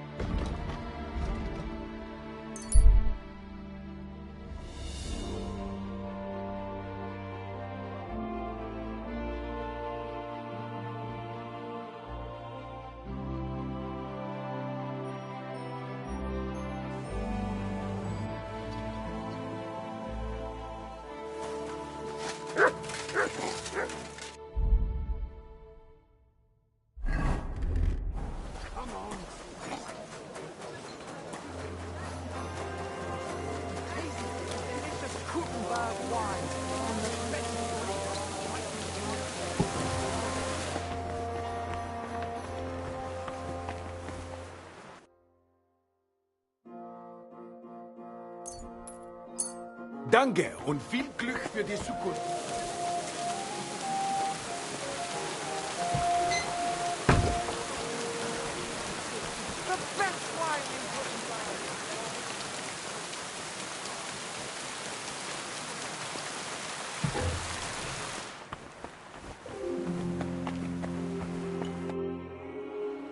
I managed to get that gemstone from the bailiff.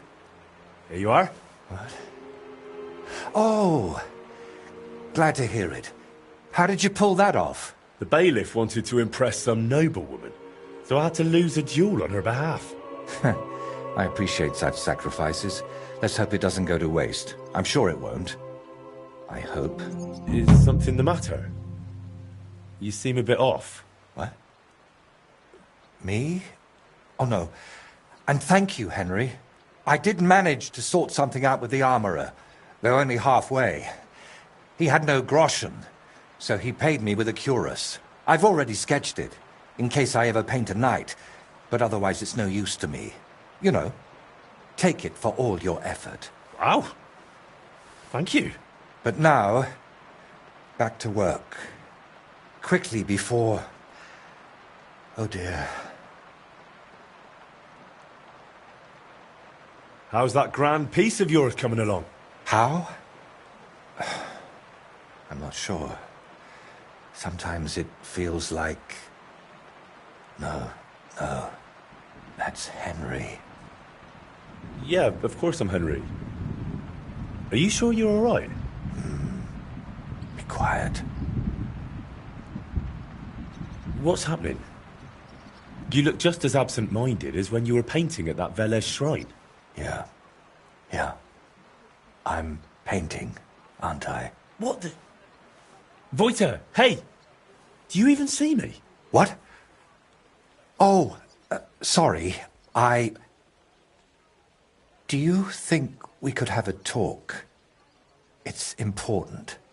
Actually, it's something I've never told anyone about. Go on then. What's the matter? The thing is... Damn! How do I start? You already know I'm still troubled to this day by what happened to Voiter.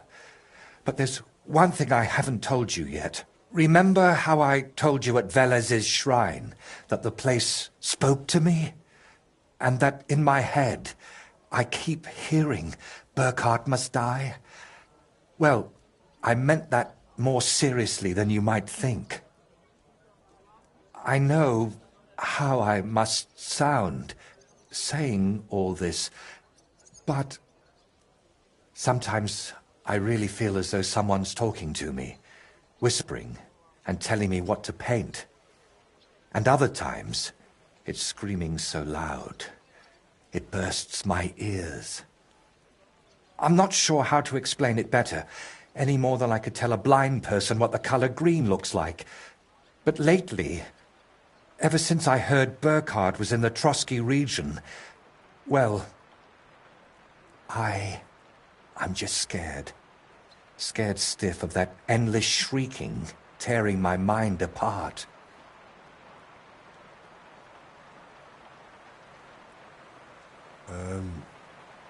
Can nothing be done about it? I was hoping that now Burkhard's dead, it would all just go away. But no. That damn screaming is only getting louder and louder. Couldn't it all be something like a sign from God? Plenty of people have heard voices, haven't they? The Lord spoke to Moses through a burning bush. And what about Abraham? God spoke to him too. You're right there, friend. But my voice sounds different. We all know stories of people the Lord spoke to. But I'm afraid it's someone else who's speaking to me. Someone from down below.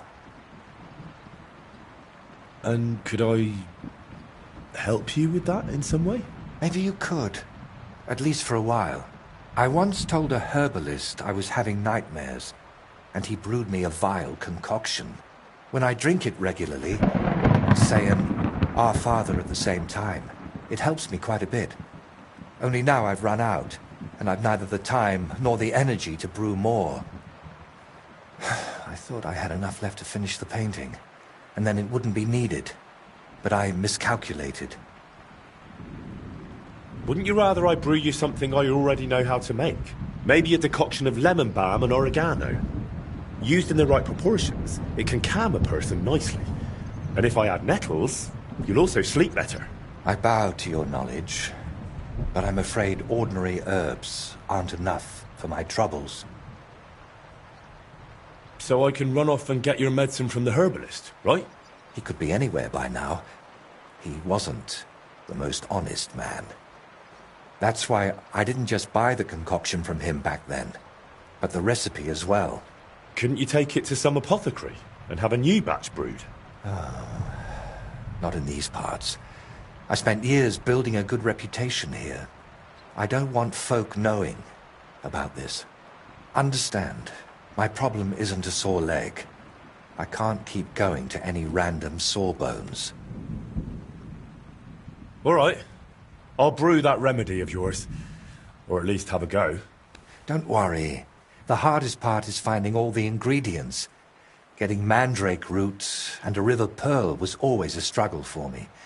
And I don't have the strength for it now. But luckily, you only need one of each. Then you add 2 handfuls of ordinary sage, boil it in some vinegary wine, and it's done.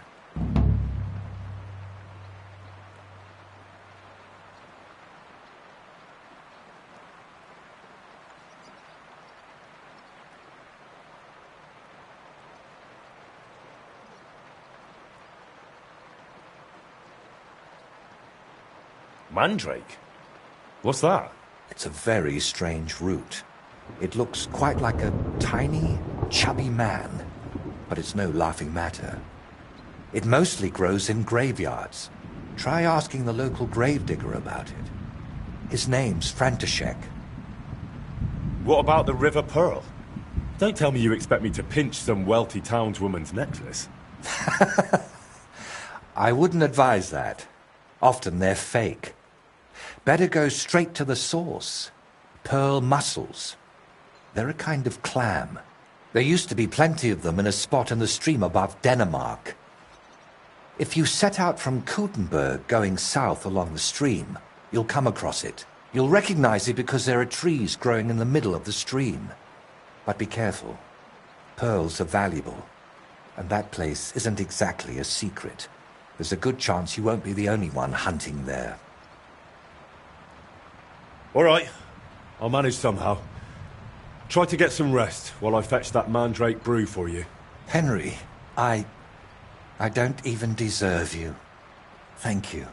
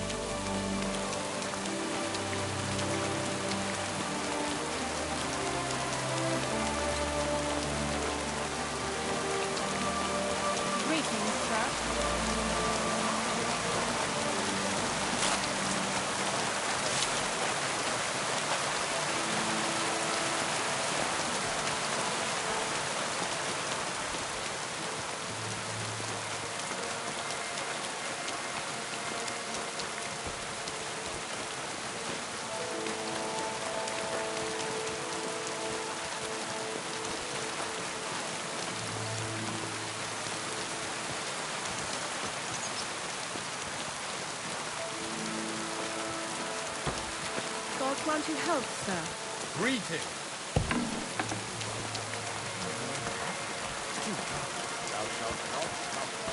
You're always welcome here, no... I'd like to learn... But before we get started... I understand. Great. Will you share... You know how... All right, then.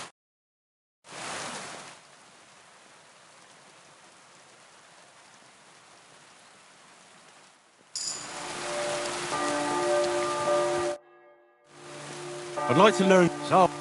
Tell me how... I've been... Well, the main thing... All right, then.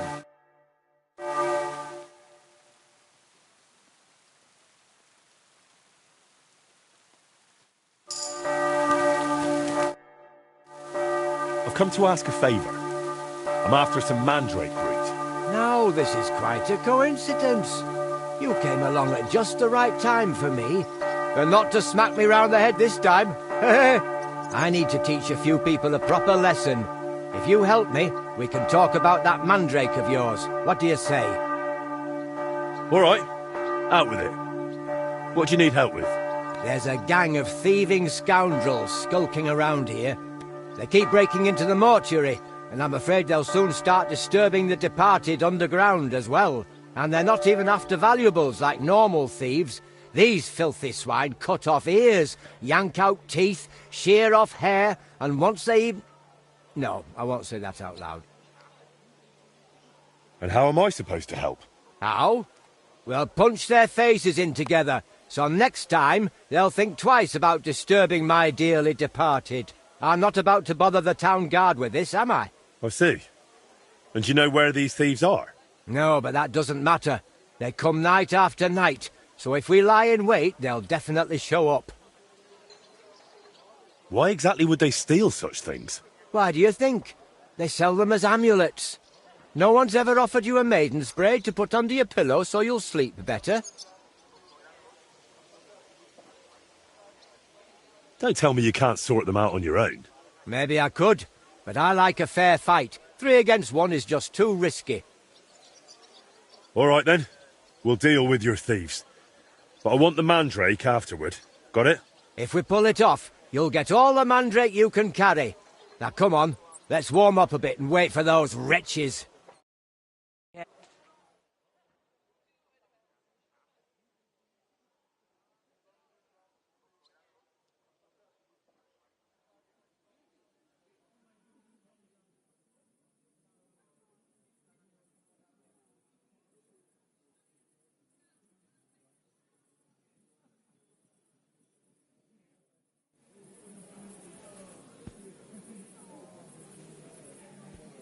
Let's go, lads.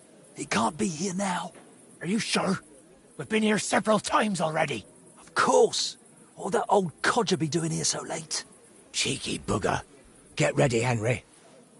Just you wait! This old codger will give you a hiding now! Pray for a quick death, you bastard!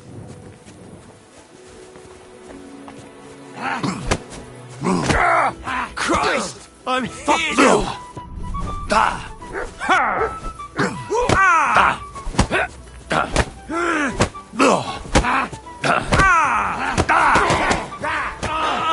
Fucking hell! Show your stuff!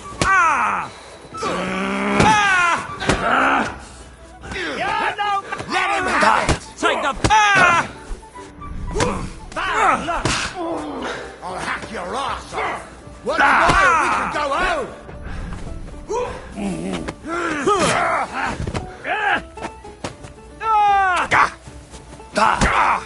Let him have it! Bucket, you shit!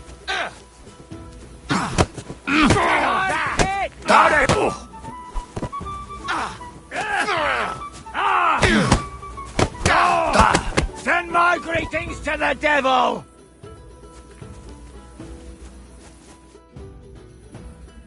We gave them a good thrashing. That was something. I'd say so. They won't be showing their faces again here anytime soon. Here, take this key to the chest where I keep the mandrake root. You've earned it. You'll find it in my cottage larder. It's right behind the mortuary, but the entrance is on the next street over. Farewell.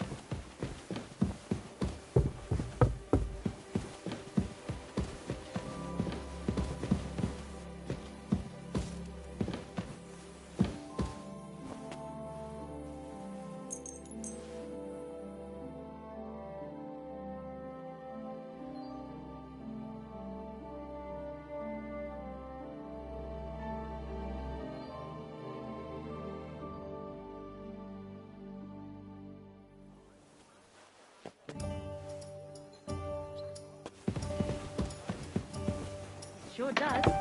Go on then. How was it? That's not bad. What can I say?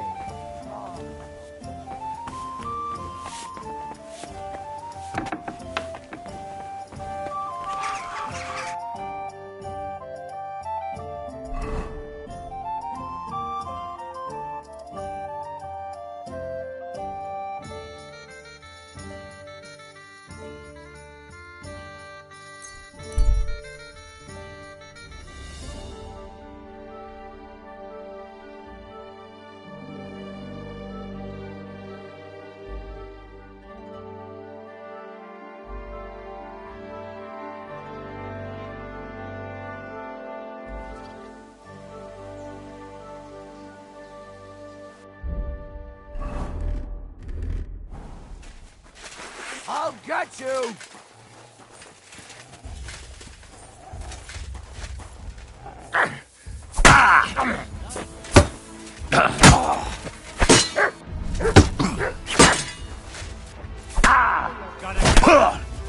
That hit home!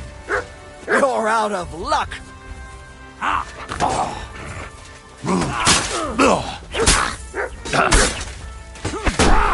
Fuck! No!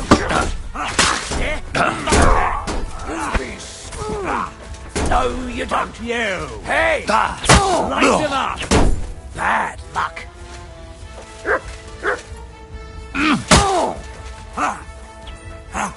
Get the fuck!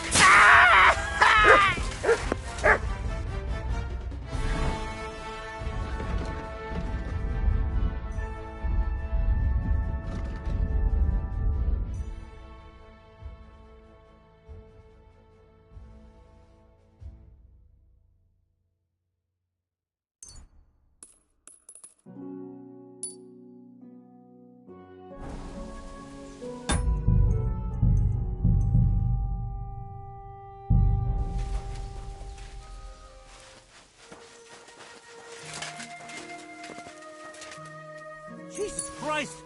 A corpse! This isn't good at all.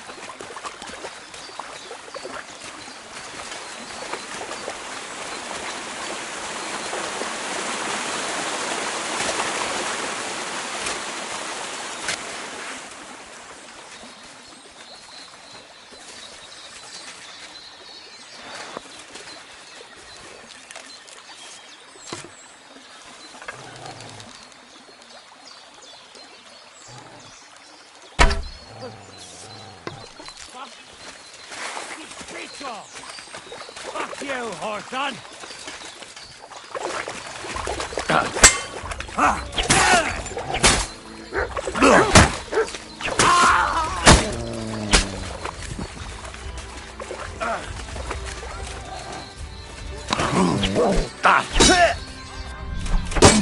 Right, that's enough, bastard! You'll be sorry, fucker!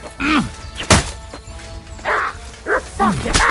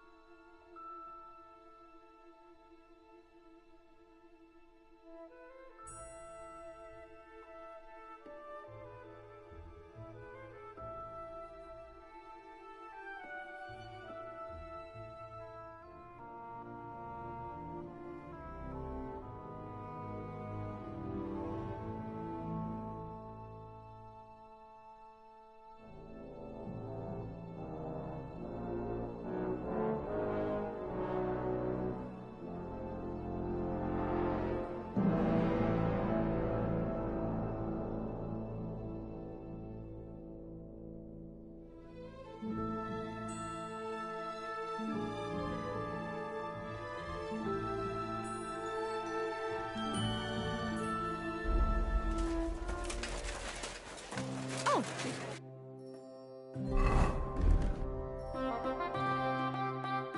It's you. Here you. The city council has decided to help the to keep watch so we can sleep peacefully. It has therefore decided to collect food supplies from the city to send to our brave defenders that they may live better. Anyone wishing to donate? So why not us?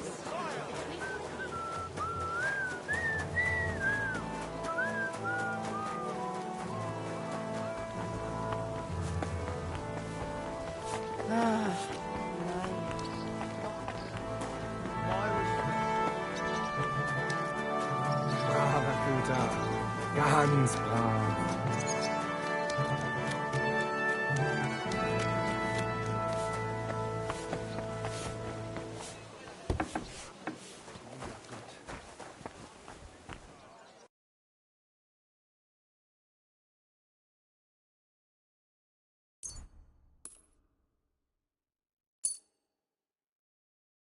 Danke. Das war ein gutes Geschäft, mein Herr.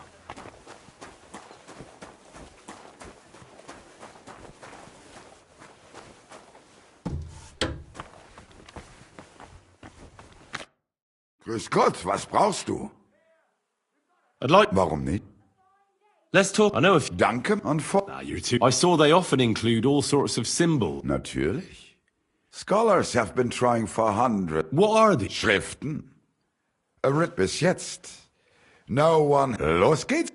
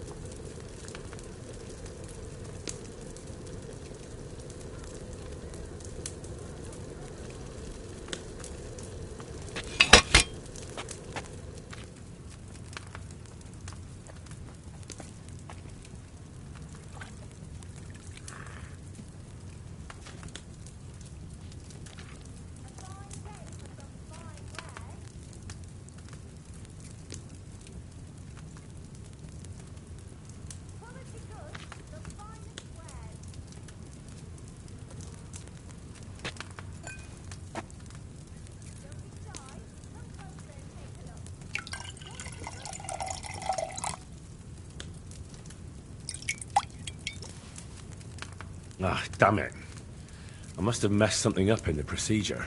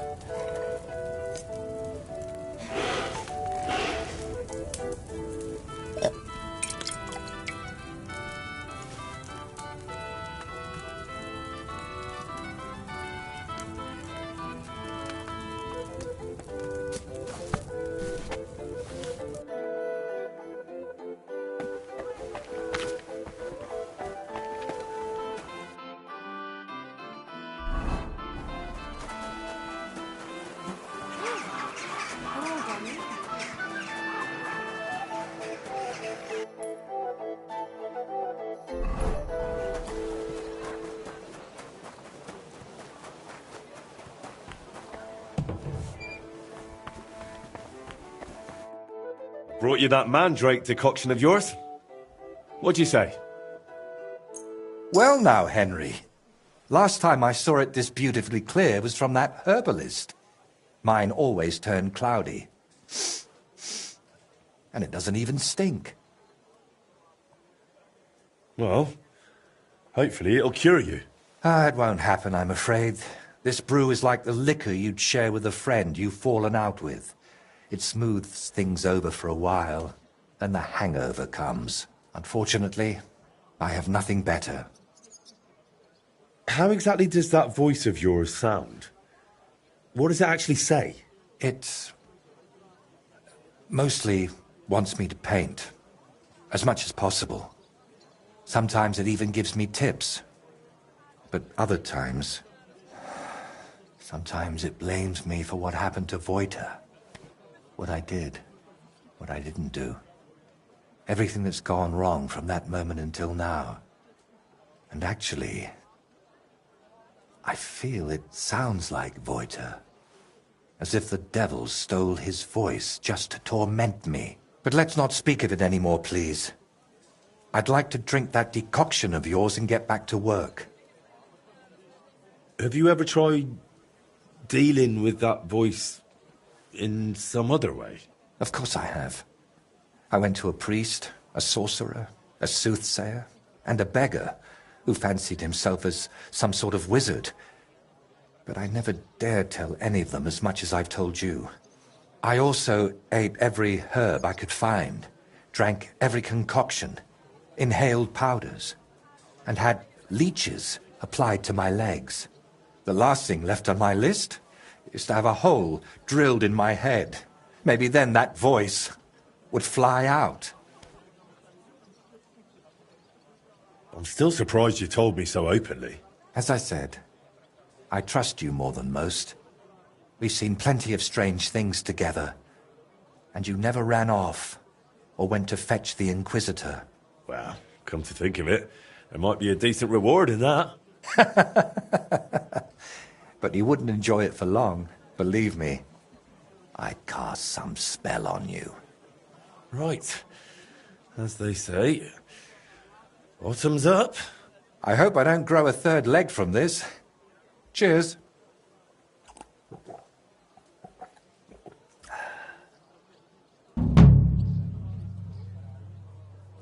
So, did that decoction work for you? We'll have to wait and see. It takes time to take effect. In the meantime, I suppose I ought to get back to work, right? I really don't feel like it. But I've only got St. Vitus's face left, plus a few little details. Then someone needs to put it all together. My paintings are only one part of it. And what other parts, besides your painting, does this altar have? Aside from the shrine itself, mostly wooden figurines. Which reminds me, Plonk the carpenter, who's making all of those, should have finished long ago. I'll have to check in on him once I'm feeling a bit better. Where are these carpenters you're working with from?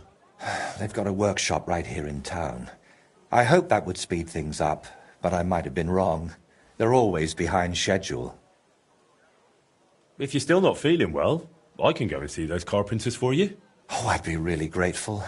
Tell Master Plonk I sent you personally. He'll listen to that. Plank the carpenter, eh? And where can I find him? His workshop's just a short way from here. Go to the fountain, then head for the city gate. You'll see it on your left.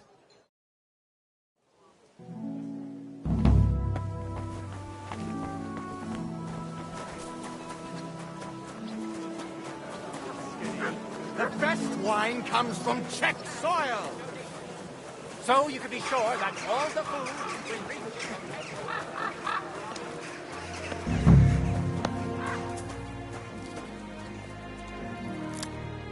Welcome. What can I do for you?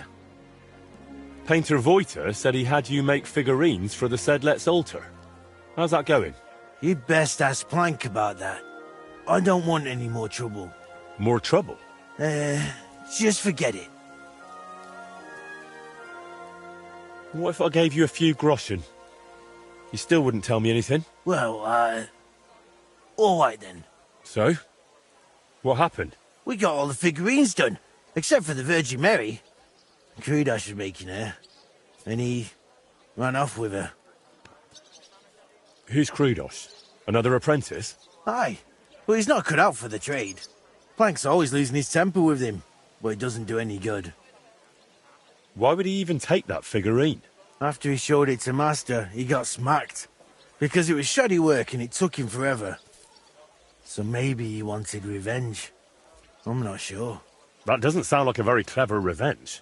Well, Crudosh ain't the sharpest anyway. Where would he take that figurine? Sometimes he and Plank took goods to, well, fences. Maybe that fool went to them too. And where did they meet up? No idea. Plank never took me along. He only ever went with Crudosh because he reckons he looks harmless. Harmless? Aye. Plank couldn't lug all the goods by himself, but he didn't want to provoke them thugs by turning up in a big group. He was quite afraid of that gang. Their leader's called Reaper. Aha. So they're more bandits than merchants. And you truly don't know where I could find them? I swear by all the saints. Only Plank knows that.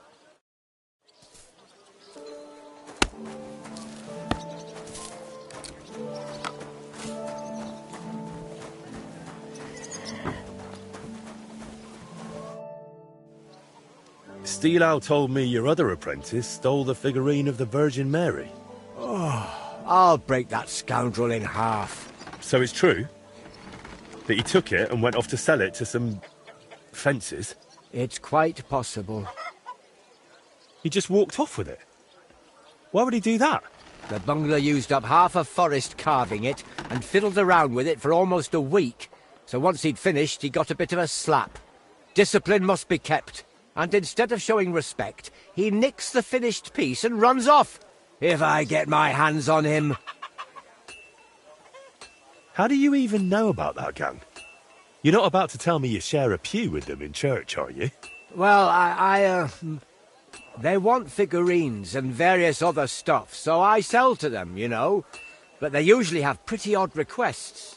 They give me sketches, and then I'm meant to make things that look as close as possible, but from soft wood. Just cheap knockoffs. Are these fences dangerous? They carry steel, little surprise. But they never done nothing to me.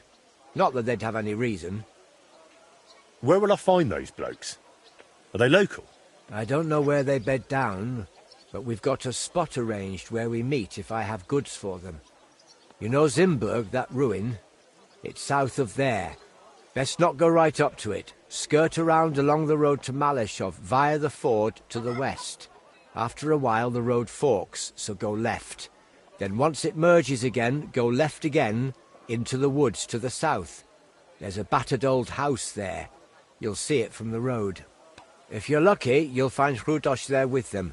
If not, they might at least tell you which way he went next. So, these fellas buy cheap knockoffs and lug loads of weapons around? You're doing business with some thieving gang, eh? They spot something valuable, pinch it, and replace it with some rubbish from you so no one notices. That's what you say, not me. And between us, that master of yours, Voiter, is one hell of a strange bloke too. It's the pot calling the kettle black. Fine. I'll check out that broken-down shack. If I find Crudosh, I'll send him back your way. No chance. If he wanted to run off into the wide world, let him. I've already got another apprentice in mind, and God willing, he won't be half as dim.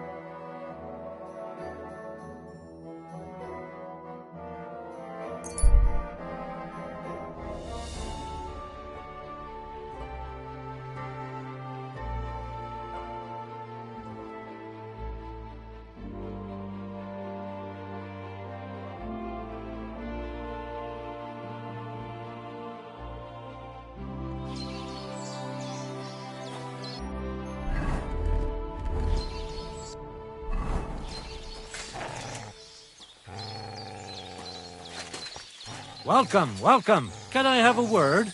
Greetings. Same to you. Come and have a chat. You're a dead man!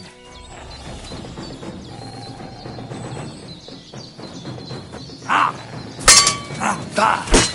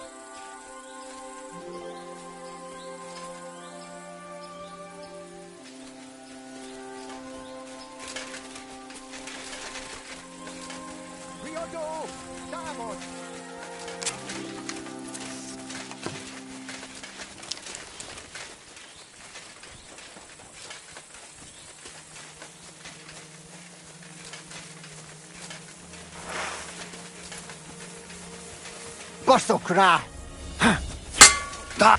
Ege nästa husbo!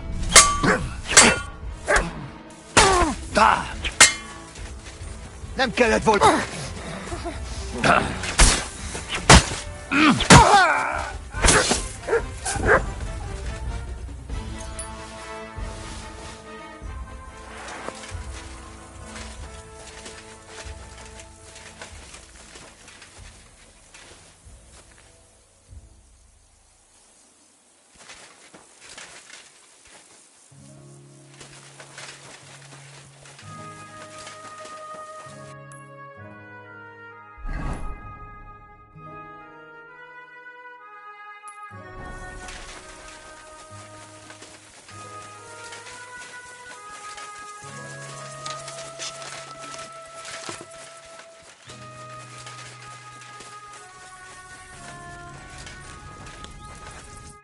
It's you!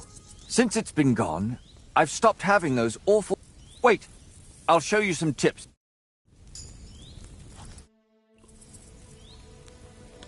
Why do you live here, anyway? Here?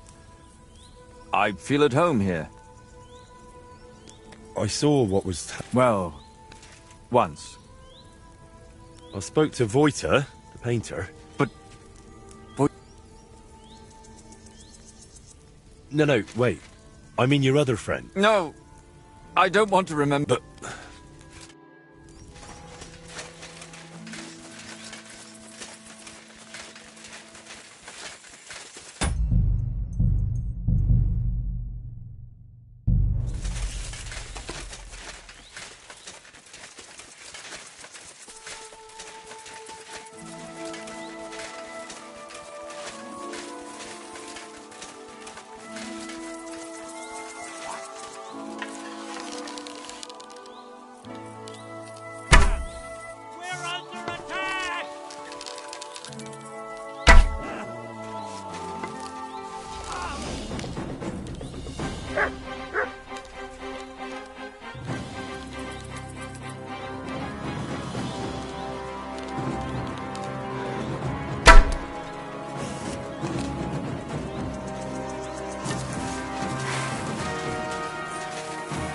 I've been waiting for you.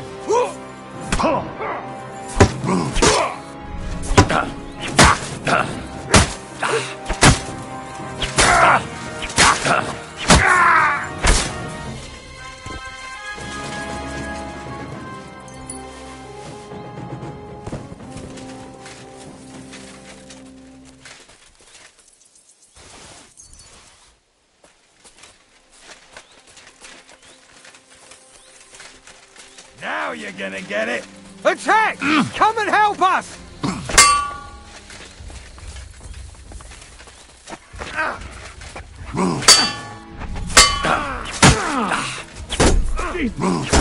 I'll shoot you an extra arsehole!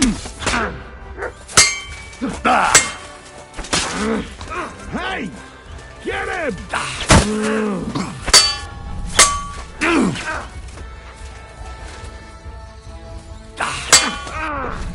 Now you're in trouble.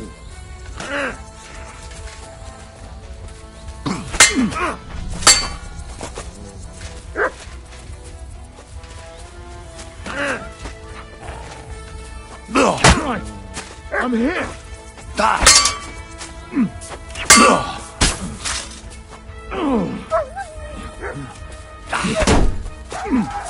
gonna shoot you. Show your stuff.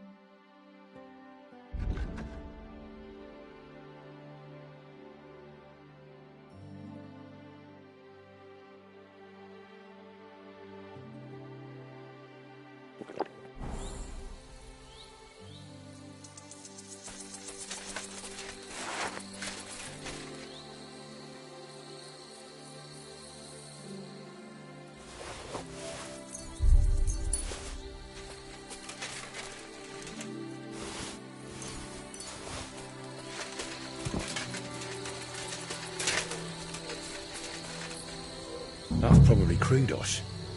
If he's here, then the statuette must be too.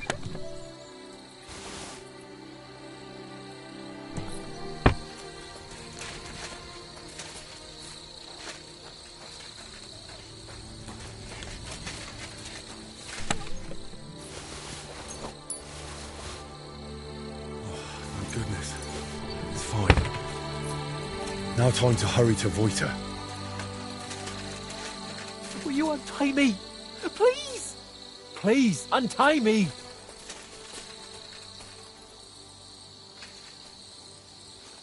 That was a close one. Thanks for rescuing me.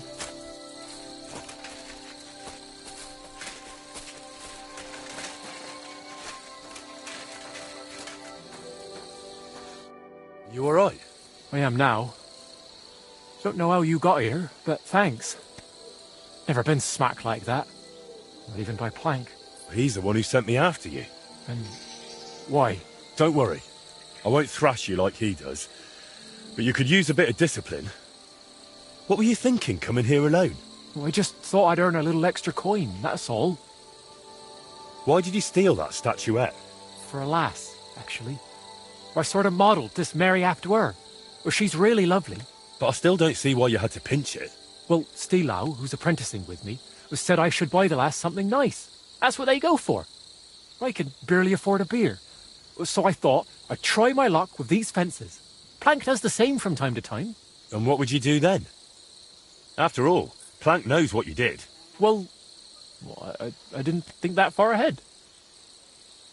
Tell me about that lass you... She's awfully pretty and kind, but she might not. Poor Stilau goes over to fix everything and always comes back battered. I told him I'd go next. Oh. And how often? A few times. Then next time, just say you'll go instead. Yes. Why were they holding you in the camp anyway? They asked if I'd make more statuettes like that. Then they said, I'd better make them for free. Oh well. What did you expect? Maybe. What will you do now? No way.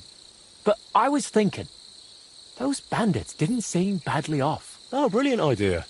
I don't really understand. You've upset a lot of people in town with that theft. Damn, that's serious.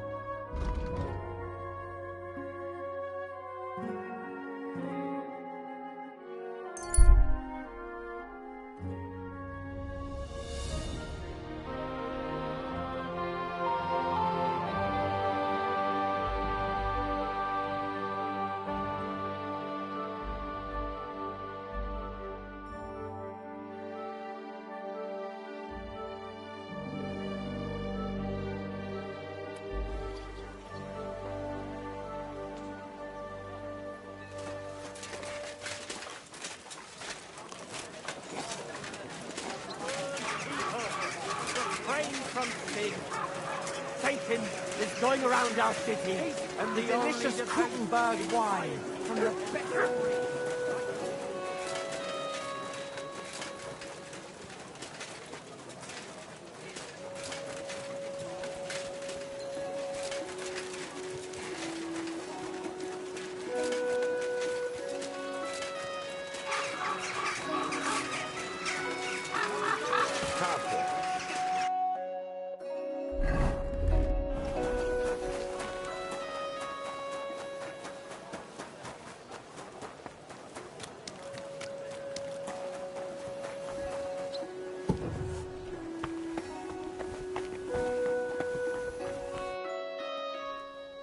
I brought you the final statuette for the altar. The Virgin Mary. Has Plank delivered the rest to you already? That's right. And how are you feeling? I'm feeling better, though not by much. Mostly thanks to that potion you gave me. I'm glad to hear it. I tried my best to brew it well. I know, and thank you, my friend. You've always been there for me, watching what I do and judging me.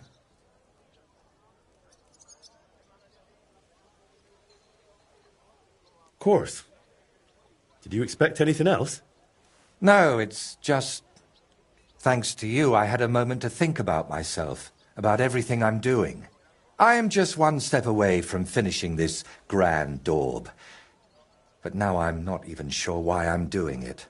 Did I really want to honor Voita's memory, or was I just meant to think that? What if it's not my own idea, but something that skull planted in me? What if it was put into my head by... the devil? Voita, don't be foolish. The devil isn't controlling you. Look, I don't really know what a possessed person acts like, but you still seem to me to have your wits about you.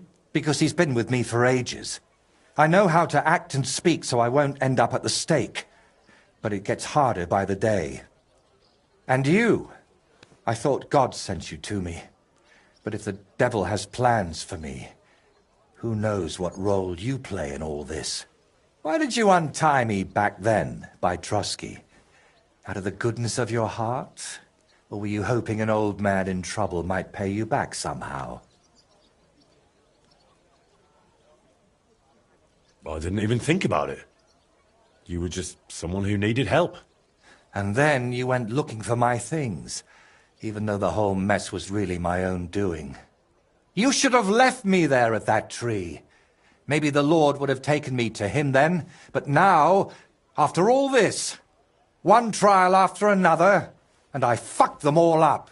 A good Christian doesn't bow to idols or spawn infernal beasts. I drove out one devil with another, and pulled you into it too.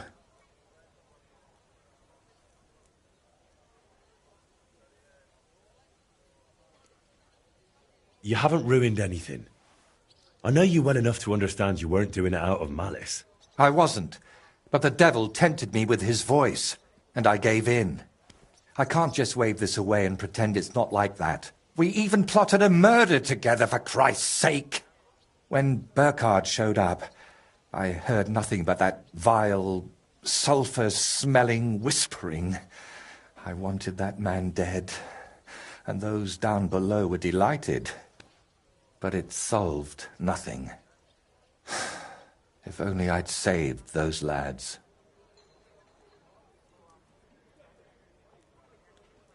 I have no doubt at all that that bastard deserved what he got. Bandits and murderers deserve punishment. Everyone knows that. The devil doesn't need to whisper it to you. So who is talking to me, Henry? Who else would force these horrible thoughts on me and make me commit such godless acts? Before we dealt with Bellissimo, we were playing at being the Lord of Hell and ruined that sinner's hope for God's mercy. Doesn't it seem to you that all of this, that we went too far with it?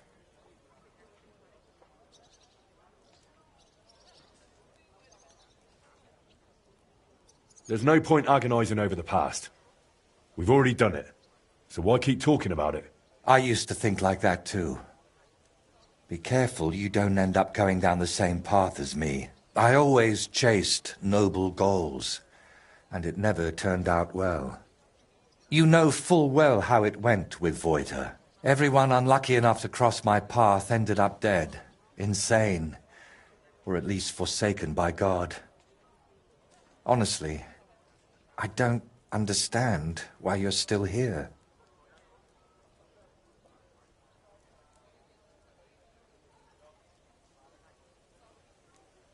I'm here because you're my friend. And I'm definitely not going anywhere. A friend? Henry, I appreciate your help. But... But what? But sometimes I feel as if you and the devil who's tempting me are working hand in hand. Yet I believe you're not a bad person at heart, so I'd like to ask you something. I've spent my whole life heading towards this moment. But if it really was the devil guiding me here, do you think, if I finish this painting, I'll sign away my soul to him forever?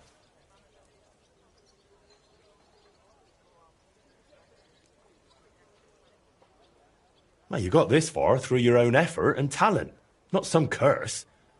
Look at this splendor. The devil can't create anything, only destroy. That's exactly what I'm talking about. He's destroying me, so I'll create in his stead. Did you do all those things with evil intent? I don't think so. It was out of love. For your craft, your dear ones, for the world. Maybe you're right. Out of love for my neighbor. Not for myself. See? And if the devil tries to tempt you again, I'll handle him myself. I hope you won't have to go all the way to hell for that. But how would you even get there? You, who were sent to me from heaven. Thank you, Henry. Go and fetch the people from the monastery. I'll finish it meanwhile, whatever may befall.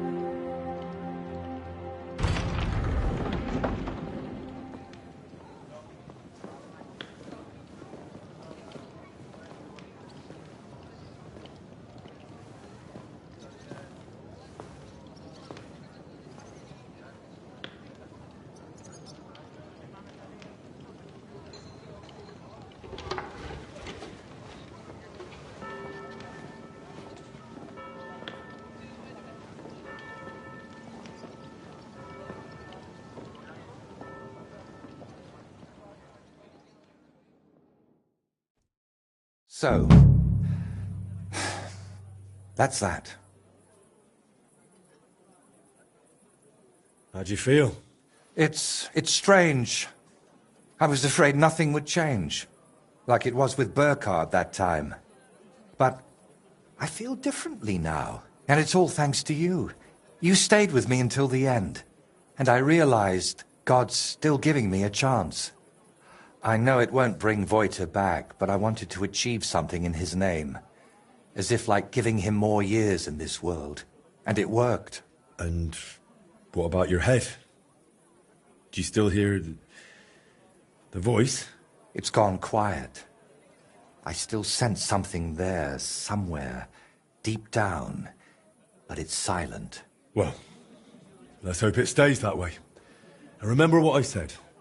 If it shows up, it'll have to deal with me.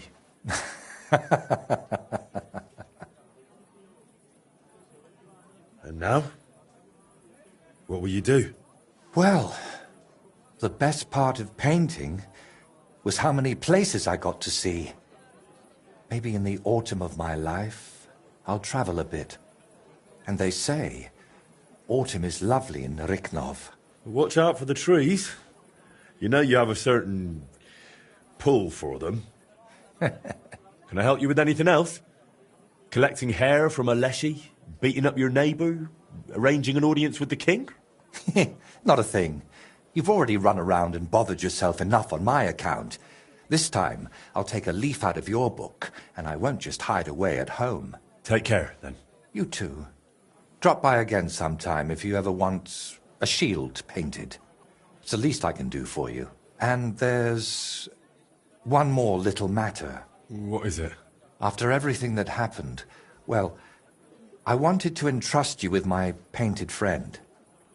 Take my skull, please, and take care of it for me.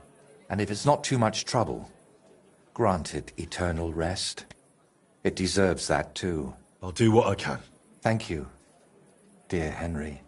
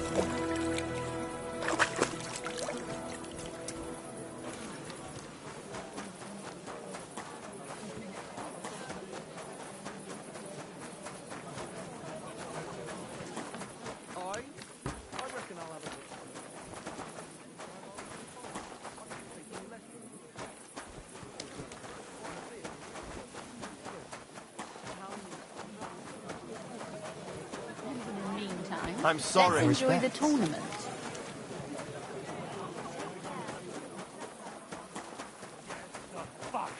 I'm telling you. I'm not going to win the tournament. I'll have a beer. Go on then. How was it? What can I say? Prague is a whole different world.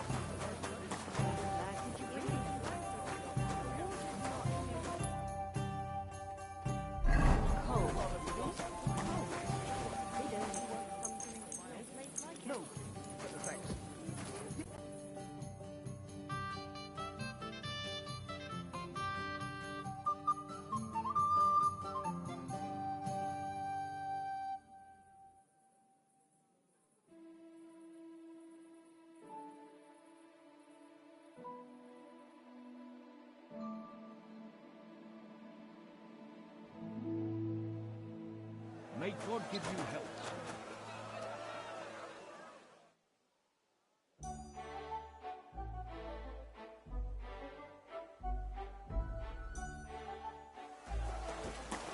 You have a kind master, eh, Ducky?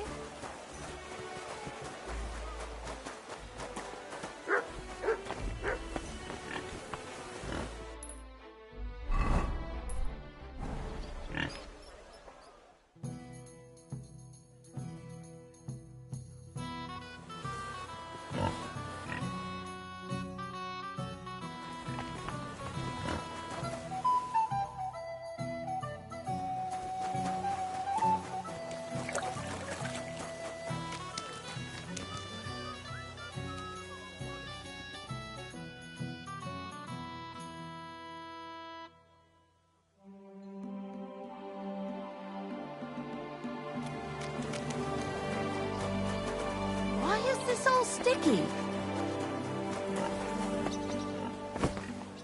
Let your steel ring. For a handsome fella. A cut and a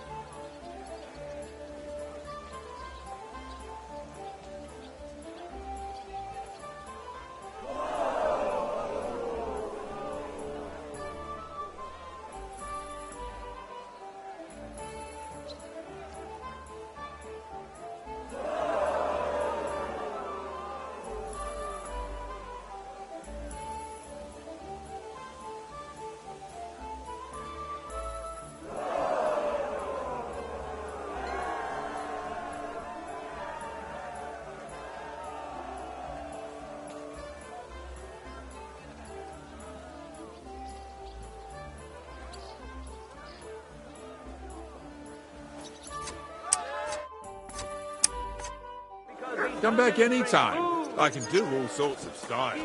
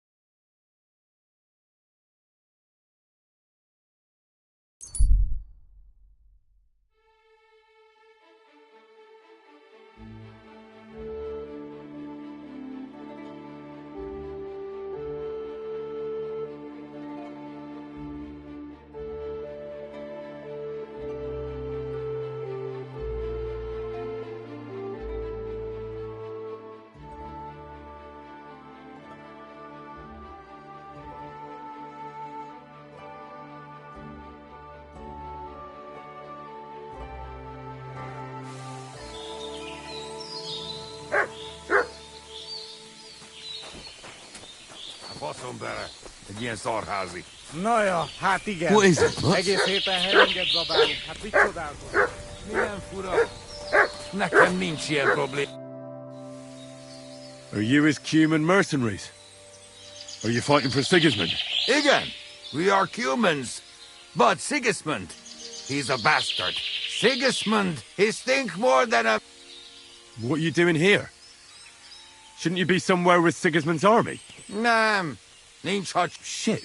So you just... Nem. We just go this... Alright, We go in Poland. War... Yeah, that makes sense. Ez az ország. This war, your... Well, I agree that Sigismund is a nutter bastard. Ne, átvert minket. What do you mean? Sigismundnak nincs pénz. Az egész szar. I'm curious to know... Scarlet. You, Scarlet? I know... Oh, for fuck's sake. I'm Hen... Ah, igen, I know... Damn it. Were you there? Mire akarsz kiukadni?